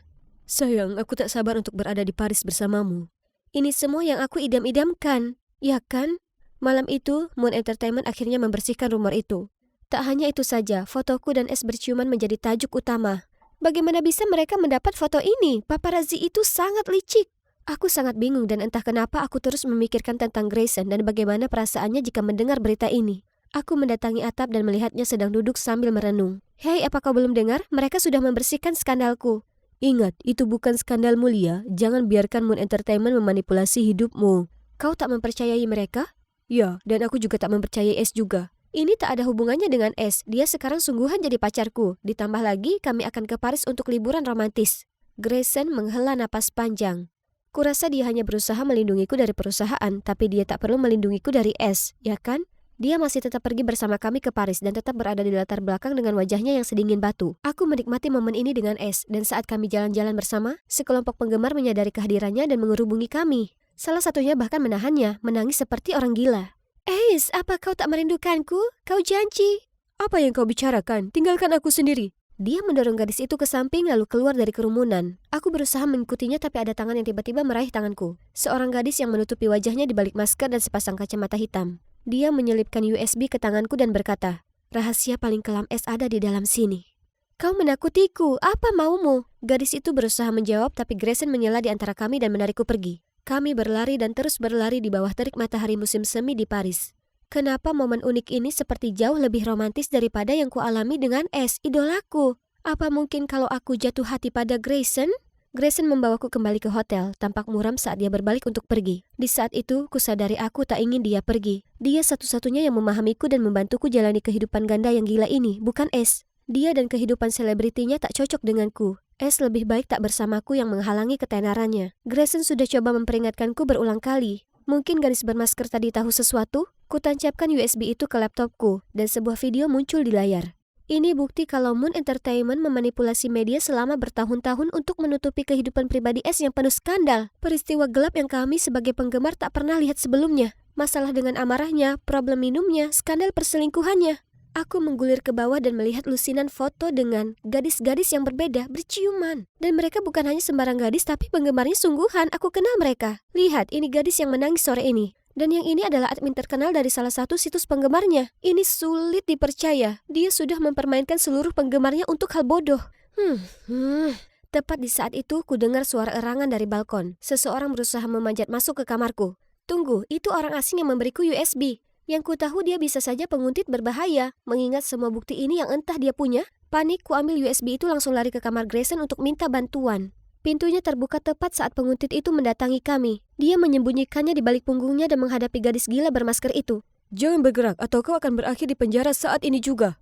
Gadis itu berhenti, tangannya terangkat di udara. Di saat kami membuka penyamarannya, aku sangat terkejut. Itu adalah Aubrey. Aku tahu ini kelihatannya gila, tapi tolong dengarkan aku. Apa yang kau lihat di USB itu adalah kebenarannya. Manajer S yang memberiku itu. USB apa? Bukankah kau memang meninggalkan industri ini? CEO bahkan menyuruh semua staf menghapus kontakmu dan pada dasarnya menghapus keberadaanmu. Ular itu sudah membohongimu selama ini. Aku tak keluar. Aku hanya ingin sedikit waktu istirahat untuk mengatasi kesehatan mentalku. Jadi aku menjalani digital detox sebentar. Saat aku kembali, aku mengetahui kalau aku sudah dipecat tanpa alasan dan digantikan dengan orang yang serupa. Aku sangat terpuruk dan tak tahu harus berbuat apa. Untungnya, manajer S menghubungi untuk membantuku. Dia sudah menyaksikan wajah asli S dan membencinya. Tapi Moon Entertainment sudah menjebaknya dalam kontrak yang akan berakhir hingga tamatnya karir S. Tak mungkin baginya keluar hingga saat ini. Manajernya diam-diam mengumpulkan dan mengirimiku bukti ini lalu menyuruhku untuk mendatangimu. Karena kau juga salah satu korban mereka sama seperti kami. Astaga, ini sungguh kacau. Kau tahu kemana dia pergi setelah pertemuan kita sore ini? Aku menggelengkan kepalaku dengan bingung saat dia menunjukkan sebuah video S bermesraan dengan salah satu gadis di pesta sebelumnya. Bagaimana dia sangat tak tahu malu. Apa kami para penggemar seperti orang bodoh baginya? Tak perlu ragu-ragu lagi. Aku akan jatuhkan si brengsek ini atas nama para penggemarnya yang setia. Aku terus berperan menjadi pacar S baik di dalam film maupun di dunia nyata. Sementara Aubrey memakai identitasku untuk mencari pekerjaan paruh waktu sebagai staf monitor di Badan Penyiaran Nasional yang mengatur Movie Sensation Award tahun ini. Tak mungkin S tak akan datang karena dia dinominasikan sebagai pemeran utama pria terbaik. Pria malang, dia tak tahu apa yang disiapkan untuknya. Dan itu si Aubrey dengan bantuan Grayson bahkan tak ada yang memperhatikan kalau kami sudah bertukar tempat lagi. Aku juga berhasil dapatkan untuk Aubrey posisi host penghargaan tahun ini. Sekarang silakan duduk karena pertunjukan telah dimulai. Dan pemeran utama pria terbaik jatuh kepada S. S yang klasik memainkan aksi terkejut dan emosionalnya saat naik ke atas panggung. Saya ingin berterima kasih kepada para penggemar atas dukungannya. Saya bukan siapa-siapa tanpa mereka. Yang benar saja, sekarang mic mati, lampu mati. Inilah acara puncak malam ini. Wajah asli S sebagai penipu wanita. Semua orang terkesiap dan mulai berbisik-bisik. Kusorotkan lampu ke arah penonton dan seorang gadis berdiri. Aku salah satu gadis di foto itu. Dia bilang ke semua gadis kalau dia dan Aubrey hanya berakting untuk publisitas. Jadi kami mau berkencan dengannya diam-diam. Aku pernah jadi fotografernya dan dia berteriak-teriak padaku 20 menit karena aku tak mendapatkan sudut yang bagus. Aku seorang bartender di bar yang sering dikunjunginya, di mana dia sering mabuk, memukul gadis, dan mulai berkelahi dengan orang asing setiap hari.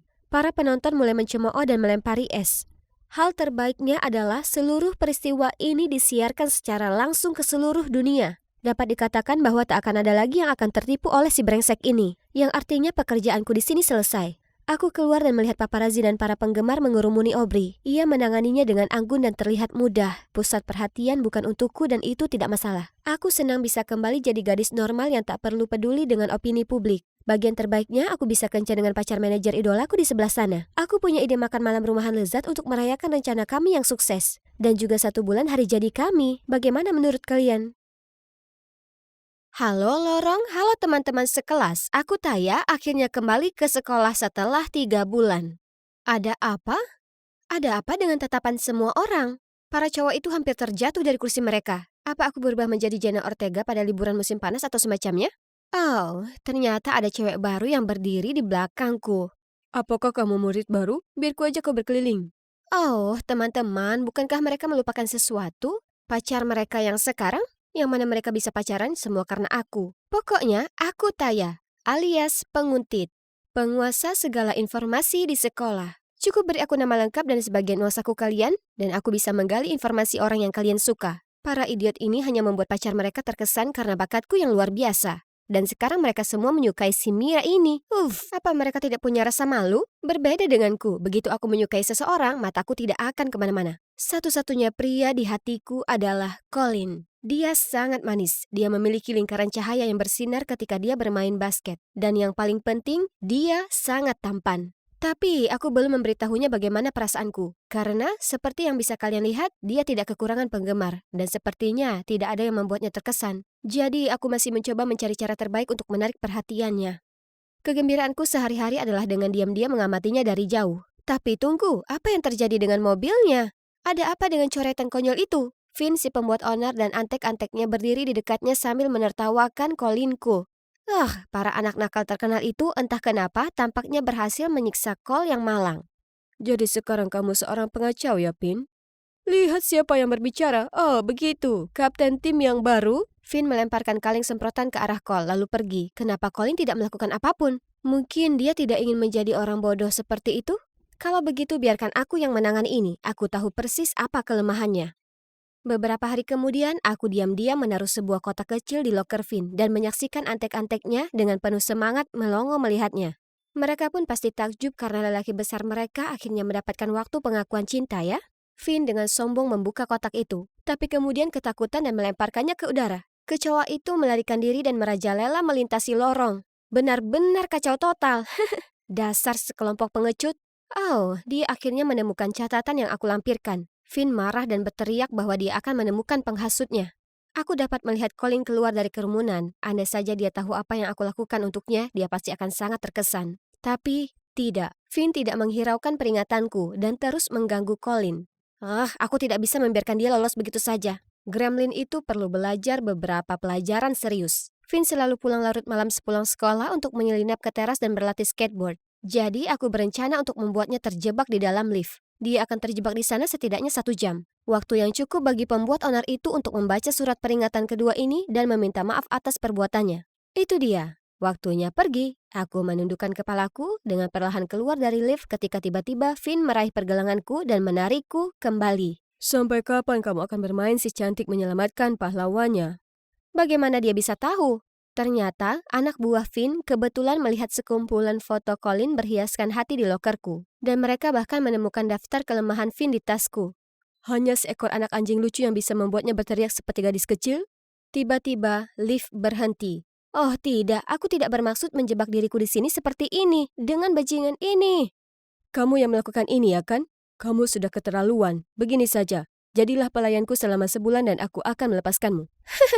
Enak saja, menjauhlah dari Colin dan aku akan menjauhimu. Kamu tidak tahu wajah aslinya. Aku ragu kamu akan tetap menyukainya kalau kamu tahu.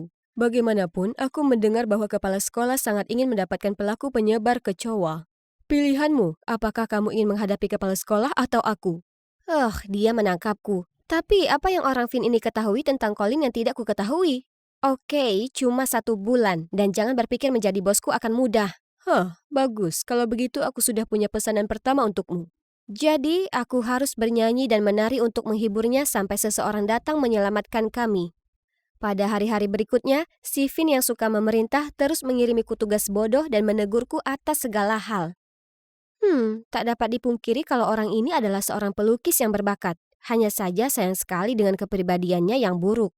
Begitu ada yang melihat kami, dia langsung meluncur pergi, meninggalkanku yang mengejarnya. Dia juga tidak belajar, jadi aku harus mengerjakan semua PR-nya. Dia bahkan menyuruhku berkeliling sekolah hanya untuk membelikannya makanan ringan. Kali ini Finn memintaku untuk meletakkan kue ini di meja Bu Watterson. Apakah dia akhirnya melakukan sesuatu yang baik? Tidak. Betapa bodohnya aku. Ternyata dia menyuntikkan pewarna makanan ke dalamnya untuk mengerjai guru kami. Dan dia merekam video kalau aku yang meletakkannya di mejanya untuk memfitnahku. Kamu harus tinggal sepulang sekolah dan merekam setiap sesi bermain skateboard. Kalau tidak, aku akan memberitahunya. Orang itu sudah keterlaluan. Apa dia memaksaku bekerja lembur sekarang? Dan karena aku sibuk menjadi boneka Finn, aku bahkan tidak punya waktu lagi untuk menjaga Colin.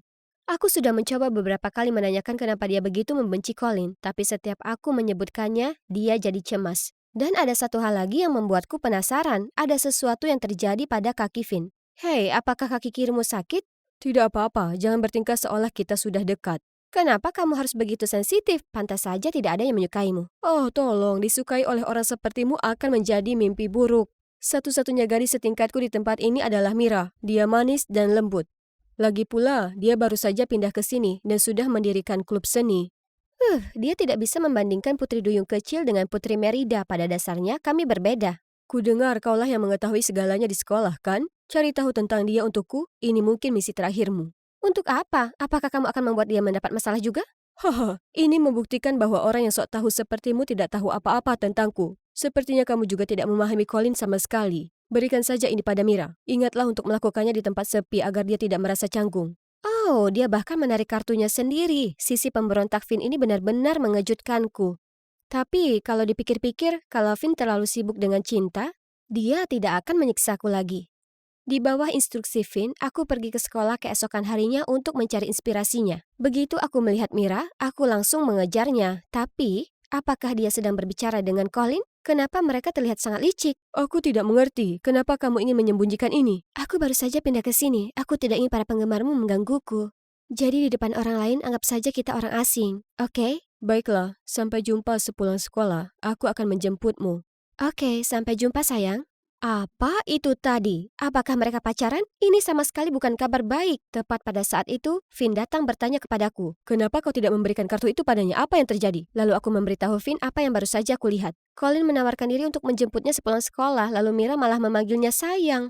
Sepertinya cinta pertamaku telah berakhir bahkan sebelum dimulai. Tapi mereka bahkan tidak punya nyali untuk mengumumkannya ke publik. Colin tidak pantas menerima Mira. Tapi tidak apa-apa, aku punya rencana. Jadi menurut skemanya, pada dasarnya kami perlu memisahkan mereka. Lalu aku ambil Colin dan Finn ambil Mira. Hari itu, sepulang sekolah, aku membantu Finn mengempeskan ban Colin. Aku tahu aku benci membuat masalah untuk Colin yang kucintai. Tapi ini satu-satunya cara untuk memberi Finn kesempatan untuk menawarkan tumpangan kepada Mira karena dia sedang terburu-buru ke kelas baletnya. Keesokan harinya, Finn membantuku menarik Colin sebagai partner untuk proyek kimiaku. Selama kelas, aku sangat bersemangat dan gugup ketika duduk di sebelah belahan jiwaku. Sampai aku melihat Colin menulis sesuatu untuk Mira dan meninggalkannya di meja labnya. Aku segera menyeret Finn untuk mencuri surat itu. Hari ini kita harus menjemput Tommy, dan ibu bertanya apa yang kamu inginkan untuk makan malam nanti. Apakah hubungan mereka berkembang secepat ini? Colin sudah memperkenalkan Mira kepada keluarganya? Kami tidak bisa membiarkan keduanya bertemu begitu saja, jadi kami menguntit dan mengikuti mereka ke taman kanak-kanak. Saat melihat mereka bersama seorang anak laki-laki, Finn tiba-tiba berkata tanpa berpikir. Apa? Anak laki-laki itu putra mereka? Tidak, itu hanya adik laki-laki Colin. Tommy usia 5,5. Warna favoritnya hijau, makanan favorit es krim. Pokoknya, mataku gatal melihat mereka bahagia satu sama lain. Ayo kita sabotase. Jadi, kami menculik anak itu. Oh, tidak seburuk yang kalian bayangkan. Kami hanya mengajaknya makan es krim tanpa memberitahu Colin dan Mira. Anak itu tidak terlihat cemas sama sekali. Kenapa cemas? Kamu menyelamatkanku dari 2 hal membosankan itu. Jadi, Tommy, tahukah kamu kalau Mira sedang makan malam bersama keluargamu malam ini? Ya, Mira. Dia tinggal di rumah kita setiap hari. Apa? Tolong es krim coklat satu lagi, aku akan menjelaskannya. Aku langsung memberinya secangkir es krim baru. Anak ini pintar. Ya, dia tinggal bersama kita karena dia sepupu kita. Apa? Kenapa dia memanggil Colin sayang? Mungkin karena ibu kami selalu memanggilnya dengan nama panggilan yang memalukan ini. Tepat pada saat itu, Mira bergegas masuk ke toko es krim dengan panik. Jadi, kalian sepupu, kenapa menyembunyikannya dari semua orang? Itu karena dia takut orang-orang mengetahui orang tuanya sudah bangkrut. Tidak, itu tidak benar. Jangan mendengarkan anak itu. Ya benar, aku dengar kamu menceritakan semuanya pada Colin. Oke, itu alasannya. Tapi tolong jangan beritahu siapapun tentang ini. Aku segera mengatakan bahwa kami akan sepakat jika Mira berkencan dengan Finn. Pria itu tampak kaget, tidak menyangka aku bisa begitu cerdik ya. Anehnya, Mira tersenyum dan mengatakan dia tidak keberatan berkencan dengan Finn. Karena dia selalu menganggap Finn itu lucu. Hah? Jadi semuanya semudah itu? Itu artinya kehidupan pelayanku akhirnya akan berakhir di sini. Saat itulah Colin bergegas mendekat. Tommy, kenapa kamu ada di sini? Aku baru saja tersesat sehingga mereka melihatku dan membelikan es krim untuk menenangkanku. Mereka tidak menculikku sama sekali. Oh, Tommy. Nah, begitulah cara Mira dan Finn kencan pertama mereka. Kesepakatan antara aku dan Finn dianggap sudah selesai, tapi kenapa aku merasa hampa, bukannya lega? Tiba-tiba sesuatu mengenai kakiku. Bukankah kamu seharusnya berkencan? Aku tahu, tapi pelayanku masih menunggu bos di sini. Ternyata kencan mereka agak aneh. Mira sepertinya tidak menyukai kelakuan Finn, dan ketergantungan Mira membuat Finn putus asa. Jadi ini pasti kencan terakhir mereka. Aku tertawa terbahak-bahak, tapi Finn segera menghentikanku. Bagaimana denganmu dan Colin? Masih belum punya nyali menyatakan perasaan? Aku mungkin berhasil melindungi belahan jiwaku, tapi entah kenapa, sepertinya ada sesuatu yang membuatku tidak bisa mengungkapkan perasaan. Finn segera mengajakku untuk melakukan makeover. Dia seorang konsultan yang sangat antusias dan tampaknya sangat berpengetahuan tentang selera Colin. Saat melihatku memakai baju baru, dia bahkan bilang aku terlihat manis. Oke, kemana perginya Finn yang kasar? Apa pendapatmu tentang aku dan Colin menjadi pasangan? Apa maksudmu? Maksudku, kamu dulu mengatakan bahwa Colin sangat jelek. Tapi sekarang kamu bersedia membantu kami. Sebenarnya dia tidak sejelek itu, dan aku melakukan ini untukmu. Kamu menyukainya, kan? Iya, aku suka Colin, kan? Kenapa perasaanku terasa samar-samar? Apa yang ada di kepalaku? Keesokan harinya di sekolah, saat aku tampil di hadapan Colin dengan penampilan baruku, dia tampak terkesan. Dan tahukah kalian, dia bahkan yang mengajakku kencan. Ya. Tapi aku tidak yakin aku bisa bertahan sepanjang kencan dengan gaun ketat dan sepatu hak tinggi yang sangat merepotkan ini. Selama kencan kami, Colin bersikap manis dan perhatian seperti yang kuharapkan. Tapi anehnya, hal itu tidak membuatku tergerak sama sekali. Apa karena aku terlalu fokus menjaga keseimbangan dengan sepatu hak tinggi bodoh itu? Toya, apakah kamu ingin menjadi pacarku? Jika dia menanyakan hal ini padaku sebulan yang lalu, aku akan melompat kegirangan dan menjawab iya. Tapi saat ini, aku hanya berdiri diam. Jadi begitu. Aku sangat menyukai versimu yang ini, tapi penampilanmu sebelumnya mungkin lebih cocok. Kamu lebih nyaman dan ceria saat dekat Finn. Oh, Finn, aku tidak sadar dia selalu ada di pikiranku sampai sekarang. Aku ingin sekali terbebas darinya, tapi sekarang hanya dia yang ada di pikiranku. Penasaran, aku bertanya kepada Colin kenapa Finn tidak menyukainya, dan akhirnya aku menemukan kebenarannya. Ternyata, mereka dulunya berteman dan pernah satu tim basket bersama. Finn adalah pemain terbaik saat itu, tapi pada suatu latihan, dia melakukan lompatan tinggi ketika Colin juga melompat untuk mendapatkan bola. Mereka bertabrakan dan Finn mengalami cedera lutut, yang mengakhiri impian bola basket profesionalnya. Colin kemudian menjadi pemain bintang, sementara Finn berubah menjadi pemberontak dan membenci Colin sejak saat itu. Masih merasa bersalah, Colin rela menanggung semua siksaan yang dilakukan Finn kepadanya. Itulah kenapa Finn selalu menyusahkanmu. Dia masih memberiku perubahan, agar sesuai dengan gayamu dan menjadi sesuatu yang dekat denganmu. Oh, itu menjelaskan kenapa kamu sepertinya sesuai tipeku. Dia mengenaliku dengan sangat baik. Tapi Taya, kamu menyukai Finn, kan? Jika demikian, kamu harus pergi dan memberitahunya. Itu sangat memukulku. Mungkin selama ini aku berusaha menyangkalnya, tapi aku benar-benar merasa paling nyaman berada di dekat Finn dan aku rindu berkumpul dengannya. Tapi sepertinya dia menyukai seseorang yang lembut dan girly seperti Mira. Sepertinya kamu harus mencari tahu sendiri. Jadi aku mengumpulkan seluruh keberanianku dan datang ke taman skate untuk mencari Finn. Dia melihatku dari jauh. Hei, bagaimana kencanmu? Kamu lihat, aku tidak menyangka kamu akan kembali secepat ini. Aku tahu tentang rahasia antara kamu dan Colin dan bagaimana kamu kehilangan kesempatan menjadi pemain bola basket profesional. Jika sahabatku membencinya, aku juga membencinya. Sebenarnya aku tidak membencinya, aku hanya benci betapa tidak bergunanya diriku. Jangan membicarakan dirimu seperti itu. Kamu tahu kalau kamu sangat berbakat, kan? Kamu itu cowok pertama yang aku temui yang bisa bermain skating, melukis, dan juga tampan pada saat yang sama. Jadi lebih percaya diri ya. Kau tahu belum pernah ada orang yang melihat hal-hal baik seperti itu dalam diriku sebelumnya. Tapi ini tidak masalah karena kamu menyukai Colin. Aku memang menyukai Colin, tapi kami menyadari bahwa kami sebenarnya bukan pasangan yang cocok. Setelah keheningan yang canggung, kami berdua mengangkat suara kami secara bersamaan. Sepertinya, Kamu tahu? Oh, kamu duluan. Aku akan mendengarkan. Sepertinya aku menyukaimu. Baiklah. Itu juga yang mau kukatakan. Biarkan aku menjadi pelayanmu kali ini.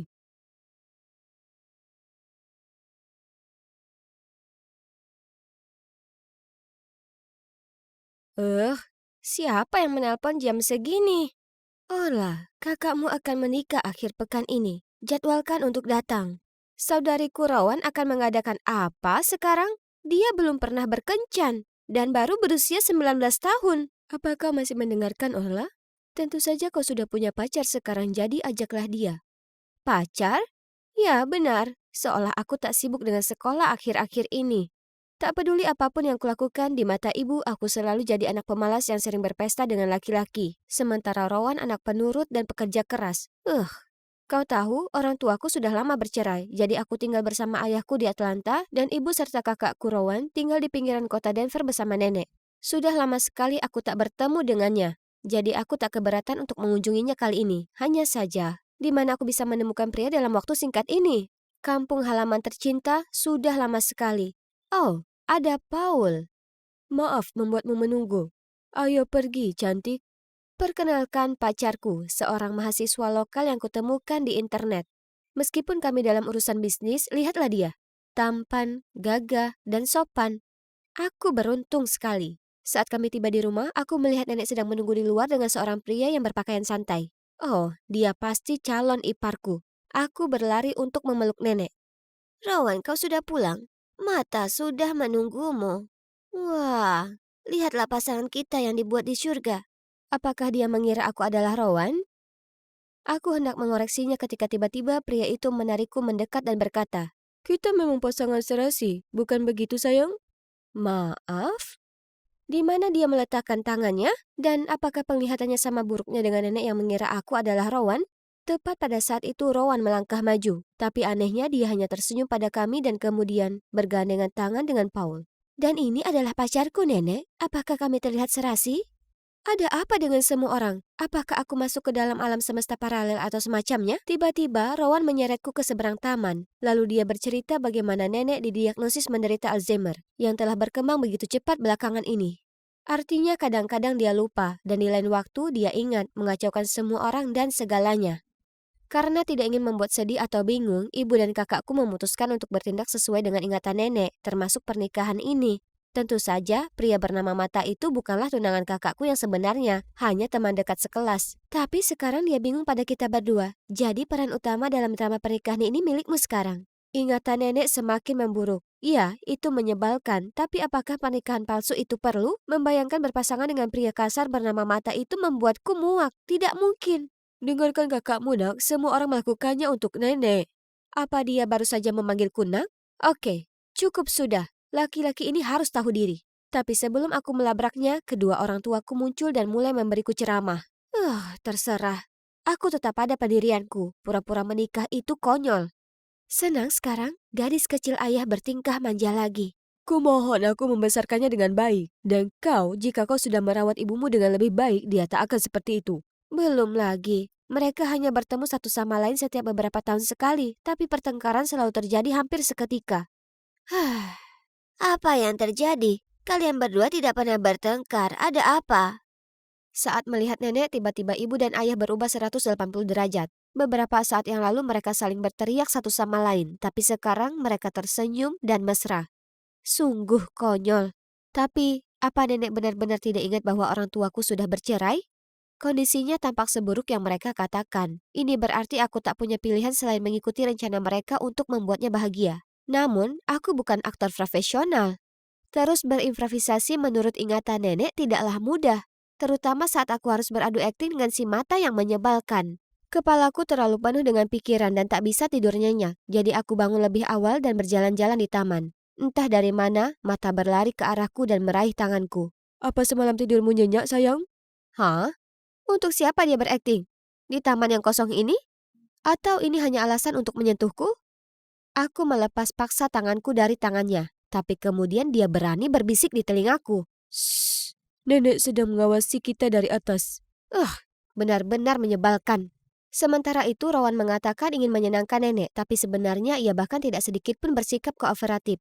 Saat makan siang, sementara aku harus memaksakan senyum saat mata menyuapiku sup, Rowan bersikap menjauh dari Paul pacarnya. Paul, kakakku juga suka disuapi. Benar, itu makanan favoritnya. Paul langsung mengerti maksudnya, jadi dia menyendok sup dan memberikannya kepada Rowan saat nenek memperhatikan dengan penuh harap. Namun entah mengapa, kakakku tampak kesal, menepis tangannya dan berkata kalau dia alergi terhadap makanan tersebut. Yang mana hal ini sungguh tak masuk akal. Nenek jelas tak puas mendengarnya, lalu berdiri dan meninggalkan meja makan. Ada apa denganmu, Rowan? Kau tak perlu terlihat begitu kesal di depan nenek. Kenapa kau tidak bisa bekerja sama dengan Paul? Memang seperti itulah Rowan dari dulu. Dia pemalu dan tak bisa membuka diri dengan mudah pada orang asing, tak sepertimu. Apa maksudnya itu? Sebelum aku sempat menjawab, ayah membelaku. Bagaimana kau bisa berkata begitu? Bukankah Allah berusaha sebaik mungkin untuk memainkan perannya dan tak membuat nenek curiga? Oh, jadi kalian berdua berbuat baik, dan kami hanya mengacaukan semuanya?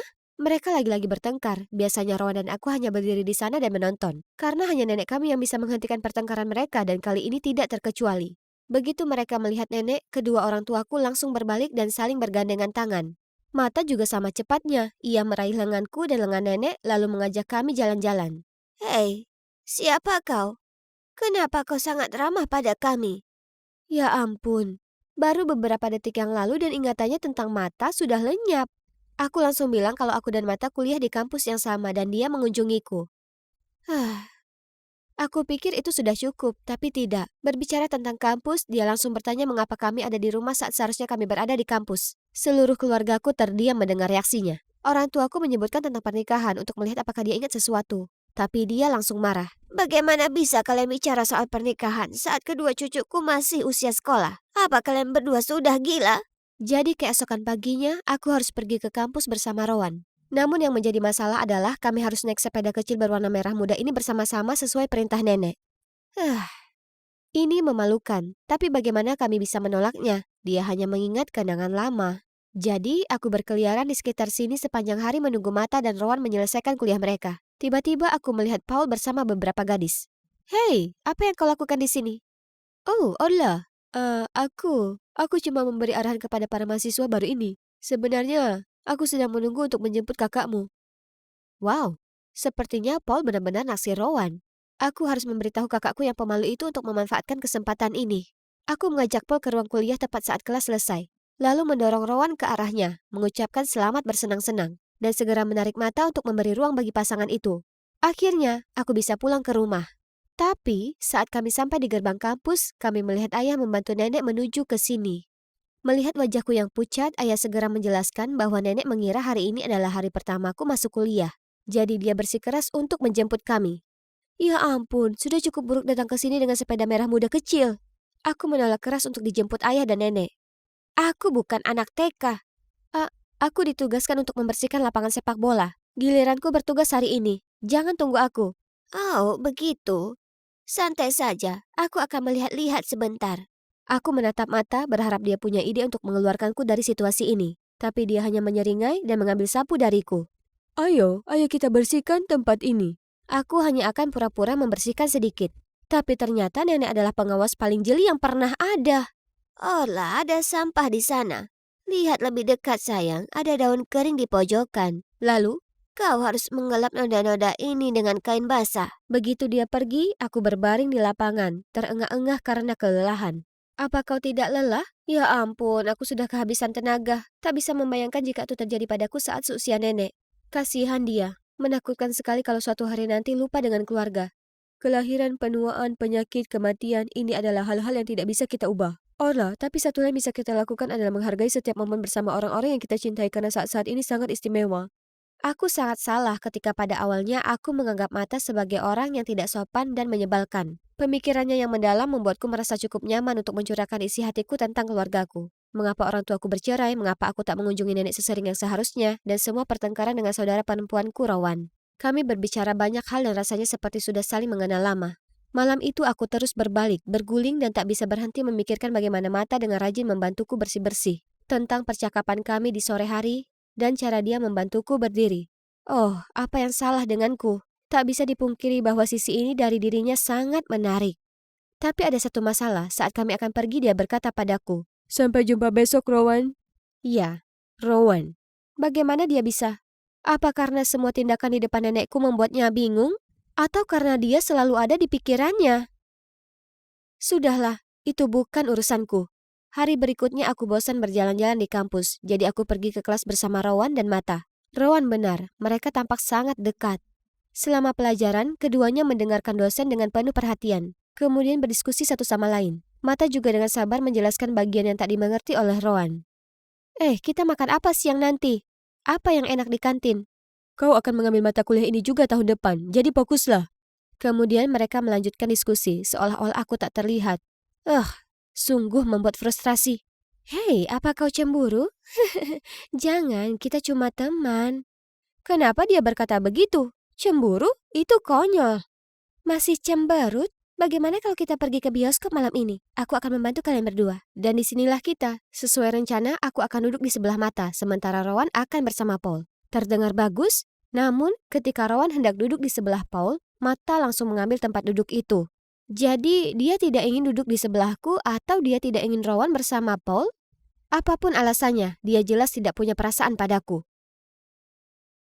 Begitu film selesai, aku bergegas keluar dari sana hanya untuk melihat pemandangan yang tidak asing. Nenek dan ayah lagi. Dia mulai mengomel dan bersikeras mengantarku pulang. Kenapa kau masih di luar jam segini, Rowan? Masih banyak yang harus dipersiapkan untuk pernikahan. Sekarang pernikahannya kembali? Ya ampun, kau juga. Seorang calon pengantin pria seharusnya tidak bermain-main seperti ini. Paul, mengapa kau tidak memasangkan aku dengan Mata seperti sebelumnya, Nenek? Setelah semuanya kami kembali ke pasangan semula. Aku dengan Paul, Mata dengan Rowan. Ya, ini hanya pernikahan palsu. Jadi tidak masalah dengan siapa aku menikah, bukan? Tapi mengapa ada perasaan yang mengganjal? Kemudian, seolah nenek punya telepati untuk mendengar keinginanku, tepat sebelum upacara dimulai, ingatannya tiba-tiba berubah lagi. Apa yang kau lakukan duduk di sini? Sudah waktunya, naiklah ke sana. Nenek menarik Mata ke altar dan menyuruh Paul, pengantin pria, untuk minggir. Oh, betapa manisnya. Setelah itu, semua terasa seperti mimpi. Aku berjalan di altar, Mata memandangku dengan lembut dan dengan tulus mengucapkan sumpahnya. Aktingnya sempurna, sementara aku gemetar karena gugup. Menyadari hal ini, dia dengan lembut memegang tanganku untuk menenangkanku. Aku bersedia. Kerumunan riuh bertepuk tangan dan di antara mereka aku melihat wajah bahagia nenek. Meskipun momen ini sangat menyenangkan, aku tak lupa dengan misi penting lainnya, yaitu membantu kakak perempuanku mendapatkan pacar. Jadi aku melemparkan buket bunga ke arah Rowan dan mengedipkan mata pada Paul. Tapi anehnya dia tidak terlihat senang dengan hal ini.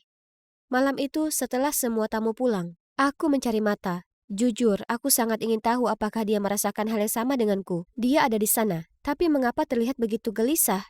Aku hendak memanggilnya, ketika tiba-tiba dia berlari dan meninju. Paul, berulang kali. Kau brengsek, menjauhlah dari Rowan, paham? Apa yang terjadi? Mereka berkelahi karena Rowan? Jadi Mata memang pura-pura saat upacara? Dia menyukai Rowan, bukan aku. Bukankah kau bilang kau hanya berteman dengan Mata? Ada apa dengan semua ini? Teman tidak cemburu ketika orang lain menggodamu. Online ini tidak seperti yang kau pikirkan. Aku tahu, dia pikir dia bisa mempermainkanku lagi. Aku berbalik dan hendak mengejar Paul untuk memeriksanya, tapi tangan seseorang menarik tanganku. Itu Mata. Paul tak sebaik yang kau pikirkan. Ternyata alasan mengapa Ron merasa canggung di dekat Paul adalah karena Paul selalu berusaha menyentuhnya. Belum lagi para gadis di media sosial menyebutnya pria yang hanya memanfaatkan mereka dan berselingkuh. Mata dan Ron tahu itu semua, tapi mereka coba bertahan hingga pernikahan. Namun, dia terus melewati batas. Jadi hari ini Mata memutuskan untuk memberinya pelajaran. Jadi tindakanku di bioskop hari itu dan barusan adalah untuk melindungi temanku, bukan karena aku cemburu. Aku tak tahu dia melakukan begitu banyak hal untuk keluargaku. Olah, kenapa kau di sini? Bukankah ini masih tahun ajaran? Dan juga, orang tuamu sangat aneh. Kenapa mereka berbaikan satu sama lain? Oh, dia memanggilku dengan namaku. Dia bahkan bertanya siapa Mata. Ingatannya sepertinya sudah kembali dengan sempurna. Dengan pikiran bahwa nenek kita sudah sembuh, Rowan segera menelpon orang tua kami. Kami sangat bahagia berpikir sebuah keajaiban telah terjadi. Tapi kemudian dokter menghancurkan kebahagiaan baru kami dengan mengatakan kalau itu adalah fenomena yang disebut terminal lucidity, yang berarti nenek kami tidak memiliki banyak waktu lagi. Tak satupun dari kami yang ingin percaya. Tapi tak ada yang bisa kami lakukan selain memanfaatkan sisa waktu berharga bersamanya. Aku juga memutuskan untuk menunda kuliah dan tinggal bersama nenek selama hari-hari terakhirnya. Setiap pagi kami berjalan-jalan bersama sambil aku mendengarkan cerita-ceritanya tentang masa lalu dan kemudian berbagi beberapa kenangan terindahku dengannya. Ibu dan ayah masih bertengkar dan kemudian berdamai. Beberapa hal memang tidak pernah berubah. Tapi Rowan dan aku semakin akrab. Ternyata kami punya lebih banyak kesamaan daripada yang kami sadari. Dan Mata, dia masih datang mengunjungi nenek. Lalu, suatu hari saat Mata sedang berpamitan denganku, tiba-tiba nenek berteriak keras. Kau pikir kau mau kemana? Masih banyak yang harus dipersiapkan. Kau kira pernikahan ini hanya lelucon atau apa? Pernikahan lagi? Kami terdiam dan saling berpandangan hingga nenek berteriak untuk kedua kalinya. Tapi kali ini, mungkin aku dan Mata tidak perlu berakting lagi. Karena ketika aku bertanya apakah dia siap untuk mengucap janji suci lagi, dia menjawab. Tentu saja, Orla. Aku selalu siap untuk mengucapkan kata-kata itu padamu setiap hari. Disinilah aku, di sebuah konferensi pers. Berdiri di depan banyak wartawan. Oh, tidak, itu bukan aku. Ini dia. Aku Alexia, 17 tahun. Mungkin aku seperti anak SMA, tapi tidak seperti anak-anak sebayaku, aku pengawal. Bagaimana bisa? Ya, aku diadopsi oleh organisasi keamanan bawah tanah setelah ditelantarkan di usia muda. Untungnya papa, penyelamatku, selalu ada untuk mengajariku segala hal, mulai dari matematika hingga seni bela diri. Jujur, itu adalah saat-saat paling membahagiakan dalam hidupku. Tapi dia pergi terlalu cepat karena kanker. Dan rasanya seperti aku diterlantarkan lagi. Tanpa sempat berduka, organisasi ini menyuruhku berlatih dari senja sampai fajar. Dengan mengatakan kalau aku harus membuat papaku bangga. Jadi aku selalu mencoba yang terbaik dan tetap menjadi yang terbaik dalam seni bela diri. Namun karena kecerobohanku, aku berakhir hanya sebagai pengawal para PIV dengan kode nama 036. Sungguh membosankan.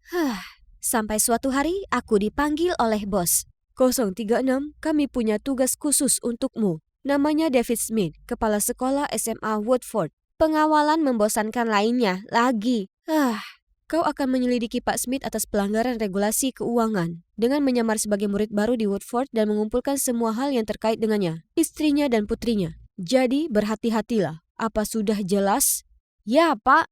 Akhirnya, selamat tinggal pekerjaan pengawal yang membosankan. Saatnya membuktikan diri. Aku akan membuat papa bangga dan jujur, aku juga sangat antusias untuk merasakan kehidupan anak SMA. Sekarang aku perlu belanja, karena aku cuma punya setelan yang dipakai untuk bertugas. Aku tidak tahu cara berpakaian siswi sejati. Oh wow, lihat semua pakaian yang indah ini. Setelah banyak berpikir, aku memutuskan untuk mengambil gaun cantik ini, benda ini, dan juga ini. Semuanya cocok kan? Tapi penjaga toko bertanya apakah itu untuk adik perempuanku. Hah? Apa maksudnya? Lalu dia memilihkan barang lain untukku. Aku baru akan mencobanya ketika sebuah jeritan mengagetkanku. Tolong, pencuri, tolong! Tak satu hari pun berlalu tanpa masalah. Aku melesat ke sumber suara dan tidak hari ini pencuri. Apa kau gila? Aku bukan pencuri. Lepaskan aku. Tiba-tiba aku mendengar suara gedebuk dan melihat pria lain berbaju biru dijegal ke bawah oleh 2 orang satpam. Sementara seorang wanita merebut tas dari tangannya. Ups, aku baru saja salah menangkap orang. Aku langsung melepaskannya. Ternyata dia juga sedang mengejar pencuri itu. Tetapi tidak peduli seberapa banyak aku meminta maaf, dia terus ngomel kalau aku ini orang gila yang kejam. Bahkan mencurigaiku sebagai kaki tangan. Laki-laki ini sungguh tak masuk akal. Sebaiknya dia berharap tidak akan pernah bertemu denganku lagi. Kalau tidak, tendangan berikutnya bukan cuma sekedar kesalahan. Hari ini adalah hari pertamaku di sekolah. Penyamaranku sangat bagus. Bahkan aku tidak bisa mengenali diriku sendiri. Aku tidak mungkin ketahuan. Mulai sekarang aku akan menggunakan nama Alexia, jauh lebih baik daripada 036 kan? Tunggu, aku mengenalnya. Bella Smith, salah satu targetku. Wow, beraninya gadis-gadis itu mengganggu putri kepala sekolah mereka sendiri. Baiklah, Alexia datang untuk menyelamatkanmu. Tapi tidak dengan cara biasa. Jadi datanglah si kutu buku kikuk ini yang tidak sengaja menabrak mereka, menumpahkan kopi ke mereka, mengulur waktu agar mangsanya bisa melarikan diri. Para gadis jahil itu berteriak ngeri, lalu meneriakiku sebelum berlari ke kamar mandi. Hahaha. Kemudian aku menoleh dan melihat Bella sedang berbicara dengan seorang anak laki-laki. Oh tidak, dia bukan anak laki-laki biasa. Dia adalah si brengsek menyebalkan dari mall itu. Keanehan apa ini? Mereka pun menuju ke arahku. Sementara Bella terus berterima kasih padaku, aku melihat tatapan tajam dari anak laki-laki itu. Kau tampak tak asing. Kita pernah bertemu? Tidak mungkin. Bagaimana bisa? Ini hari pertamaku di sini. Phew, dia sepertinya tidak mengenaliku. Jadi, dia Clark, sahabat Bella. Sekarang bagaimana aku bisa mendekatinya jika yang menemaninya adalah laki-laki ini? Ngomong-ngomong, kelas pertamaku akan segera dimulai. Sekarang permisi, aku harus menjaga penyamaran sempurnaku ini sebagai seorang siswi. Anak baru, jawablah. Di mana deklarasi kemerdekaan Amerika ditandatangani? Di bagian bawah kertas, Bu? Seluruh kelas pecah dalam tawa. Sungguh memalukan. Tapi bagaimana aku bisa tahu? Papa tidak mengajariku hal ini. Lalu tiba-tiba aku mendengar suara yang mengkhawatirkan. Jangan panik, aku yang akan menangani. Ikut aku ke lorong. Tapi tak seorang pun mengikuti, malah mereka tertawa lebih keras. Aku masih terdiam saat seorang gadis baik memberitahuku kalau itu hanya bel berakhirnya kelas. Oh, jadi itu. Akhirnya, waktunya istirahat dari semua pelajaran yang melelahkan. Sekarang mari kita periksa apakah makanannya aman. Oke, lulus. Aku baru saja akan memakan wortelnya. Lalu gadis-gadis jahil tadi muncul. Ya, makan itu. Itu akan membantu penglihatanmu yang buruk. Dan ini untuk mengotori bajuku. Lalu mereka melenggang pergi. Di tempat lain, musuh-musuh itu pasti sudah merasakan tinjuku. Hei Alexia. Berisik sekali. Tempat ini seperti sarang lebah. Alexia? Oh tunggu, itu nama baruku. Aku berbalik melihat Bella. Dia ingin bergabung denganku untuk makan siang. Ini dia kesempatannya. Tapi tidak, si Clark juga ikut-ikutan ada di sini. Astaga. Aku bertanya pada Bella mengapa gadis-gadis jahil itu menggodanya, putri kepala sekolah. Tapi dia hanya menggelengkan kepala tidak tahu. Tapi aku rasa aku sudah tahu alasannya setelah berbicara dengannya. Aku menyadari kalau dia agak lebih lambat daripada teman-teman sebayanya. Ketika aku bercanda, butuh waktu lama baginya untuk mengerti dan ikut tertawa. Jadi, menggali informasi darinya seharusnya mudah.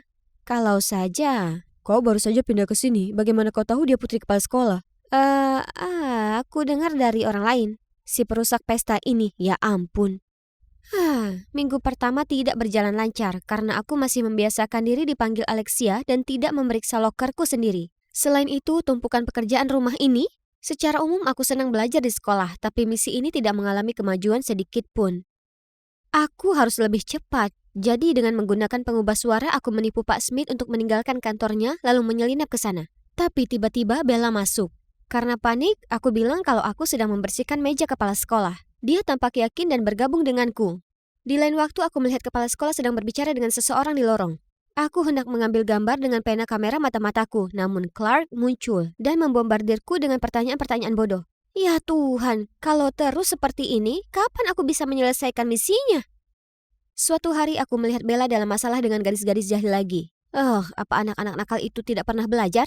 Ini sudah keterlaluan. Aku harus menyelesaikan masalah ini untuk selamanya. Jadi aku berlari mendekat dan dengan cepat menarik Bella menjauh, menyuruhnya untuk lari. Kemudian aku melancarkan tendangan terbangku yang terkenal bersama dengan beberapa tendangan sapuan depan. Dan gadis nakal itu terjatuh ke lantai dalam sekejap.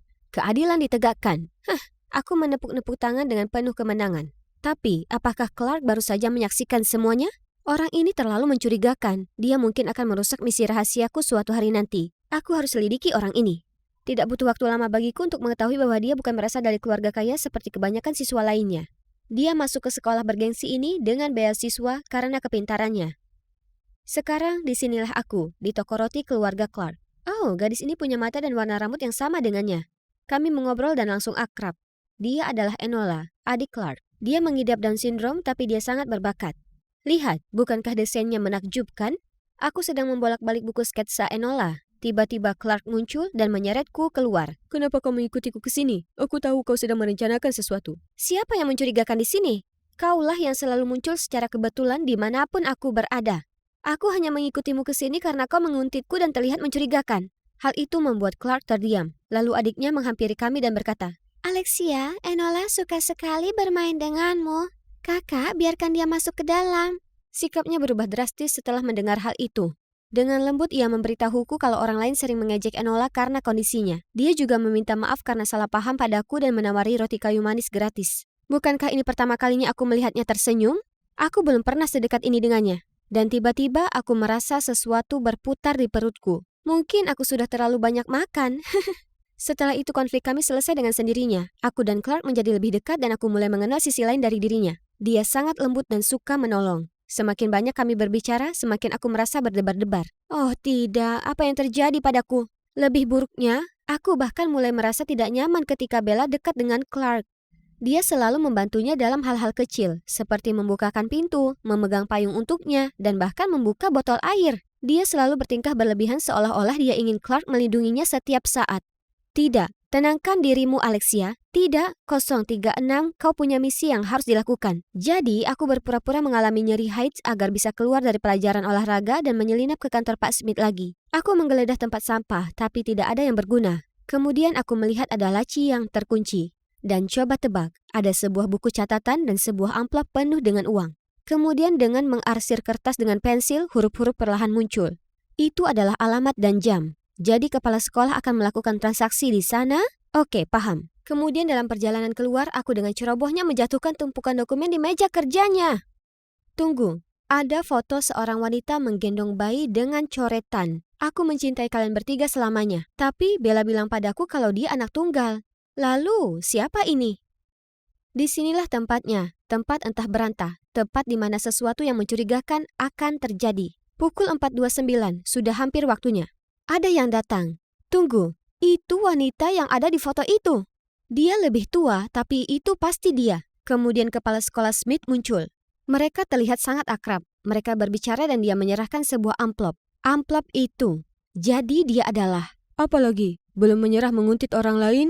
Oke, dengarkan baik-baik. Aku berpikir kepala sekolah Smith terlibat dalam kasus pelanggaran keuangan. Tapi bukan hanya itu, aku baru saja menangkapnya berselingkuh. Lihat. Tidak mungkin. Itu... Oke, aku akan merahasiakan ini tapi dengan satu syarat. Biarkan aku bergabung dengan penyelidikan ini. Kepala sekolah sudah membantu dengan beasiswaku. Aku rasa dia bukan tipe orang seperti itu. Apa? Dia mau bekerja sama denganku? Itu terdengar berisiko. Tapi selama aku tutup mulut tentang organisasi, aku bisa menghabiskan waktu tanpa Bella bersamanya. Bagus, kan? Beberapa hari kemudian, Clark menyuruhku menemuinya di sebuah kafe untuk membahas penyelidikan. Namun sudah lama sekali, dan dia masih belum muncul. Lalu entah dari mana, sebuah kue yang indah tersaji di depan mataku. Ya ampun, itu Clark menyanyikan lagu selamat ulang tahun dan bahkan memberiku hadiah. Ulang tahun? Aku sendiri tidak tahu kapan ulang tahunku. Mengapa dia dan kuenya, apa dia membuatnya sendiri untukku? Oh, dia sangat manis. Aku menjadi sangat emosional sampai-sampai hampir saja aku mengungkapkan perasaanku padanya. Tapi tepat pada saat itu, Bella tiba-tiba melompat di antara kami. Tipikal Bella. Tidak pernah membiarkan kami sendirian. Ternyata, dia yang memaksa ayahnya untuk mengizinkannya melihat catatan siswa dan membuatkan kue ulang tahun pertamaku. Terima kasih teman-teman, aku belum pernah merayakan ulang tahun sebelumnya karena aku tidak punya, karena orang tuaku selalu pergi. Kalau begitu kita harus merayakannya dengan benar, di rumahmu. Bagaimana? Apa? Mengapa dia menyarankan itu? Tapi kemudian Clark mengedipkan mata padaku. Sepertinya kita punya rencana. Sesampainya di rumahnya, kami disambut hangat oleh orang tua Bella. Sungguh makanan rumahan yang sangat lezat. Jadi, seperti inikah rasanya punya keluarga? Bella selalu mengalami hal ini, tapi kasihan dia. Dia tidak tahu tentang ayahnya yang selingkuh. Saat kami sedang makan malam, Clark bertanya kepada Pak Smith tentang proyek sains yang sedang dikerjakannya. Kemudian Clark mengedipkan mata ke arahku lagi. Itu adalah isyaratku. Jadi aku permisi ke kamar mandi lalu menyelinap ke kantor Pak Smith. Pena ini ajaib. Mari kita lihat apa yang disembunyikan oleh ayah Bella. Oh, dia menarik jumlah uang yang sama setiap bulannya. Yeay, hari ini sukses. Berkat rencana pintar Clark, akhirnya aku mendapatkan sesuatu yang berguna. Tiba-tiba mata kami bertemu dan kami berdua saling mendekat. Aku sudah siap untuk, dan tiba-tiba bosku menelpon. Aku tidak mengutusmu untuk bermain rumah-rumahan dengan penjahat itu. Kau punya 3 hari. Jika tidak, aku akan menyuruh orang yang lebih mampu untuk mengurus ini. Sia-sia harapan papa padamu. Apakah aku benar-benar tidak berguna? Memikirkan bahwa aku telah mengecewakan papa, aku tak kuasa menahan tangis. Apa yang terjadi? Siapa itu? Ceritakan padaku, aku akan mengatasinya. Clark, mungkin ini terdengar aneh, tapi Sebenarnya aku seorang mata-mata. Seorang apa? Clark terkejut, tentu saja. Jadi kami duduk di bangku dan aku menceritakan semua padanya. Clark tidak mengucapkan sepatah kata pun dan hanya memelukku dengan lembut, membuatku merasa sangat lega. Kalian mungkin bertanya-tanya mengapa Bella dan aku berada di tempat sepi ini. Masalahnya, beberapa hari setelah telepon itu, bosku memerintahkan aku untuk membawa Bella ke sini untuk menyanderanya dan menggunakan dokumen yang kukumpulkan untuk mengancam kepala sekolah agar mengundurkan diri. Kurasa itu bisa membantuku menyingkirkan Bella si obat nyamuk dan memiliki Clark untuk diriku sendiri, kan? Oh, bukankah itu wakil presiden sekolah kita? Jadi, dia dalang di balik semua ini. Lalu tiba-tiba, Jangan bergerak, angkat tangan. ya Tuhan, polisi? Kenapa mereka ada di sini? Bersama dengan Pak Smith dan Clark, kami sangat terpojok. Kecuali ini adalah rencana rahasiaku.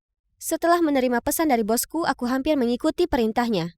Tapi kemudian aku teringat kata-kata Papa. Dia selalu memberitahuku untuk tidak pernah kehilangan kompas moralku dan tidak menyakiti orang lain demi mencapai tujuan pribadi. Bella adalah orang yang baik dan tidak seharusnya dihukum atas apapun yang dilakukan ayahnya. Aku tidak bisa mengkhianati teman pertamaku seperti itu. Jadi aku memberitahu Clark dan kami membuat rencana untuk mencari tahu siapa yang ada di balik semua ini. Dan disinilah kita. Wakil kepala sekolah terungkap telah menyewa organisasiku untuk memata-matai kepala sekolah dan menggulingkannya. Ketika tidak dapat menemukan hal buruk tentang Pak Smith, dia berbalik dan menggunakan Bella sebagai alat untuk melawan ayahnya. Sungguh tercela. Aku juga tidak percaya bahwa bos baru kami memimpin organisasi ke jalan yang jahat seperti itu. Namun, itu bukan satu-satunya kebenaran yang terungkap.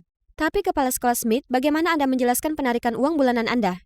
Aku punya seorang teman dekat yang sayangnya meninggal dunia di usia muda. Dia memintaku untuk mengirimkan uang kepada putra dan putrinya yang tidak sah dan dirahasiakan karena tekanan keluarga. Jadi, tidak ada hubungan apa-apa antara Anda dan ibuku, kan? Hah? Apa hubungan ibunya dengan hal ini? Ternyata, wanita yang dia temui beberapa hari yang lalu adalah ibunya Clark. Itu berarti Clark dan Enola adalah anak-anak yang ada di foto itu? Benar-benar kejutan. Kalau begitu, terima kasih telah menjaga keluargaku selama ini. Betapa bodohnya aku mencurigaimu dan ibu, bahkan menyelidiki Anda. Maafkan aku. Kau menyelidiki dia sebelumnya? Ya, sebenarnya bukan suatu kebetulan kalau aku memergokimu sedang memata-matainya. Maaf karena menyimpan rahasia. Tapi aku tahu dengan sifat impulsifmu, kamu akan langsung mengambil kesimpulan dan mendekati ibuku. Hah? Impulsif? Begitukah cara dia melihatku? Ternyata dia mengenaliku dengan baik. Mengapa semua begitu membingungkan? Bisakah kau jelaskan padaku? Apa kau berteman denganku hanya untuk menyelidiki ayahku? Bella, aku sangat menyesal atas apa yang telah terjadi. Tapi percayalah, persahabatan kita itu nyata. Untungnya, Bella mengerti dan kami tetap berteman baik. Oh, sebenarnya saudara yang baik karena kepala sekolah mengadopsiku setelah aku keluar dari organisasi. Aku masih sering mengunjungi toko roti itu untuk bermain bersama Enola. Enola sangat beruntung memiliki seorang kakak yang menjaganya. Aku ingin bisa punya satu. Tidak, maaf, aku tidak bisa melakukannya. Kenapa? Karena aku akan menjagamu dengan cara yang berbeda.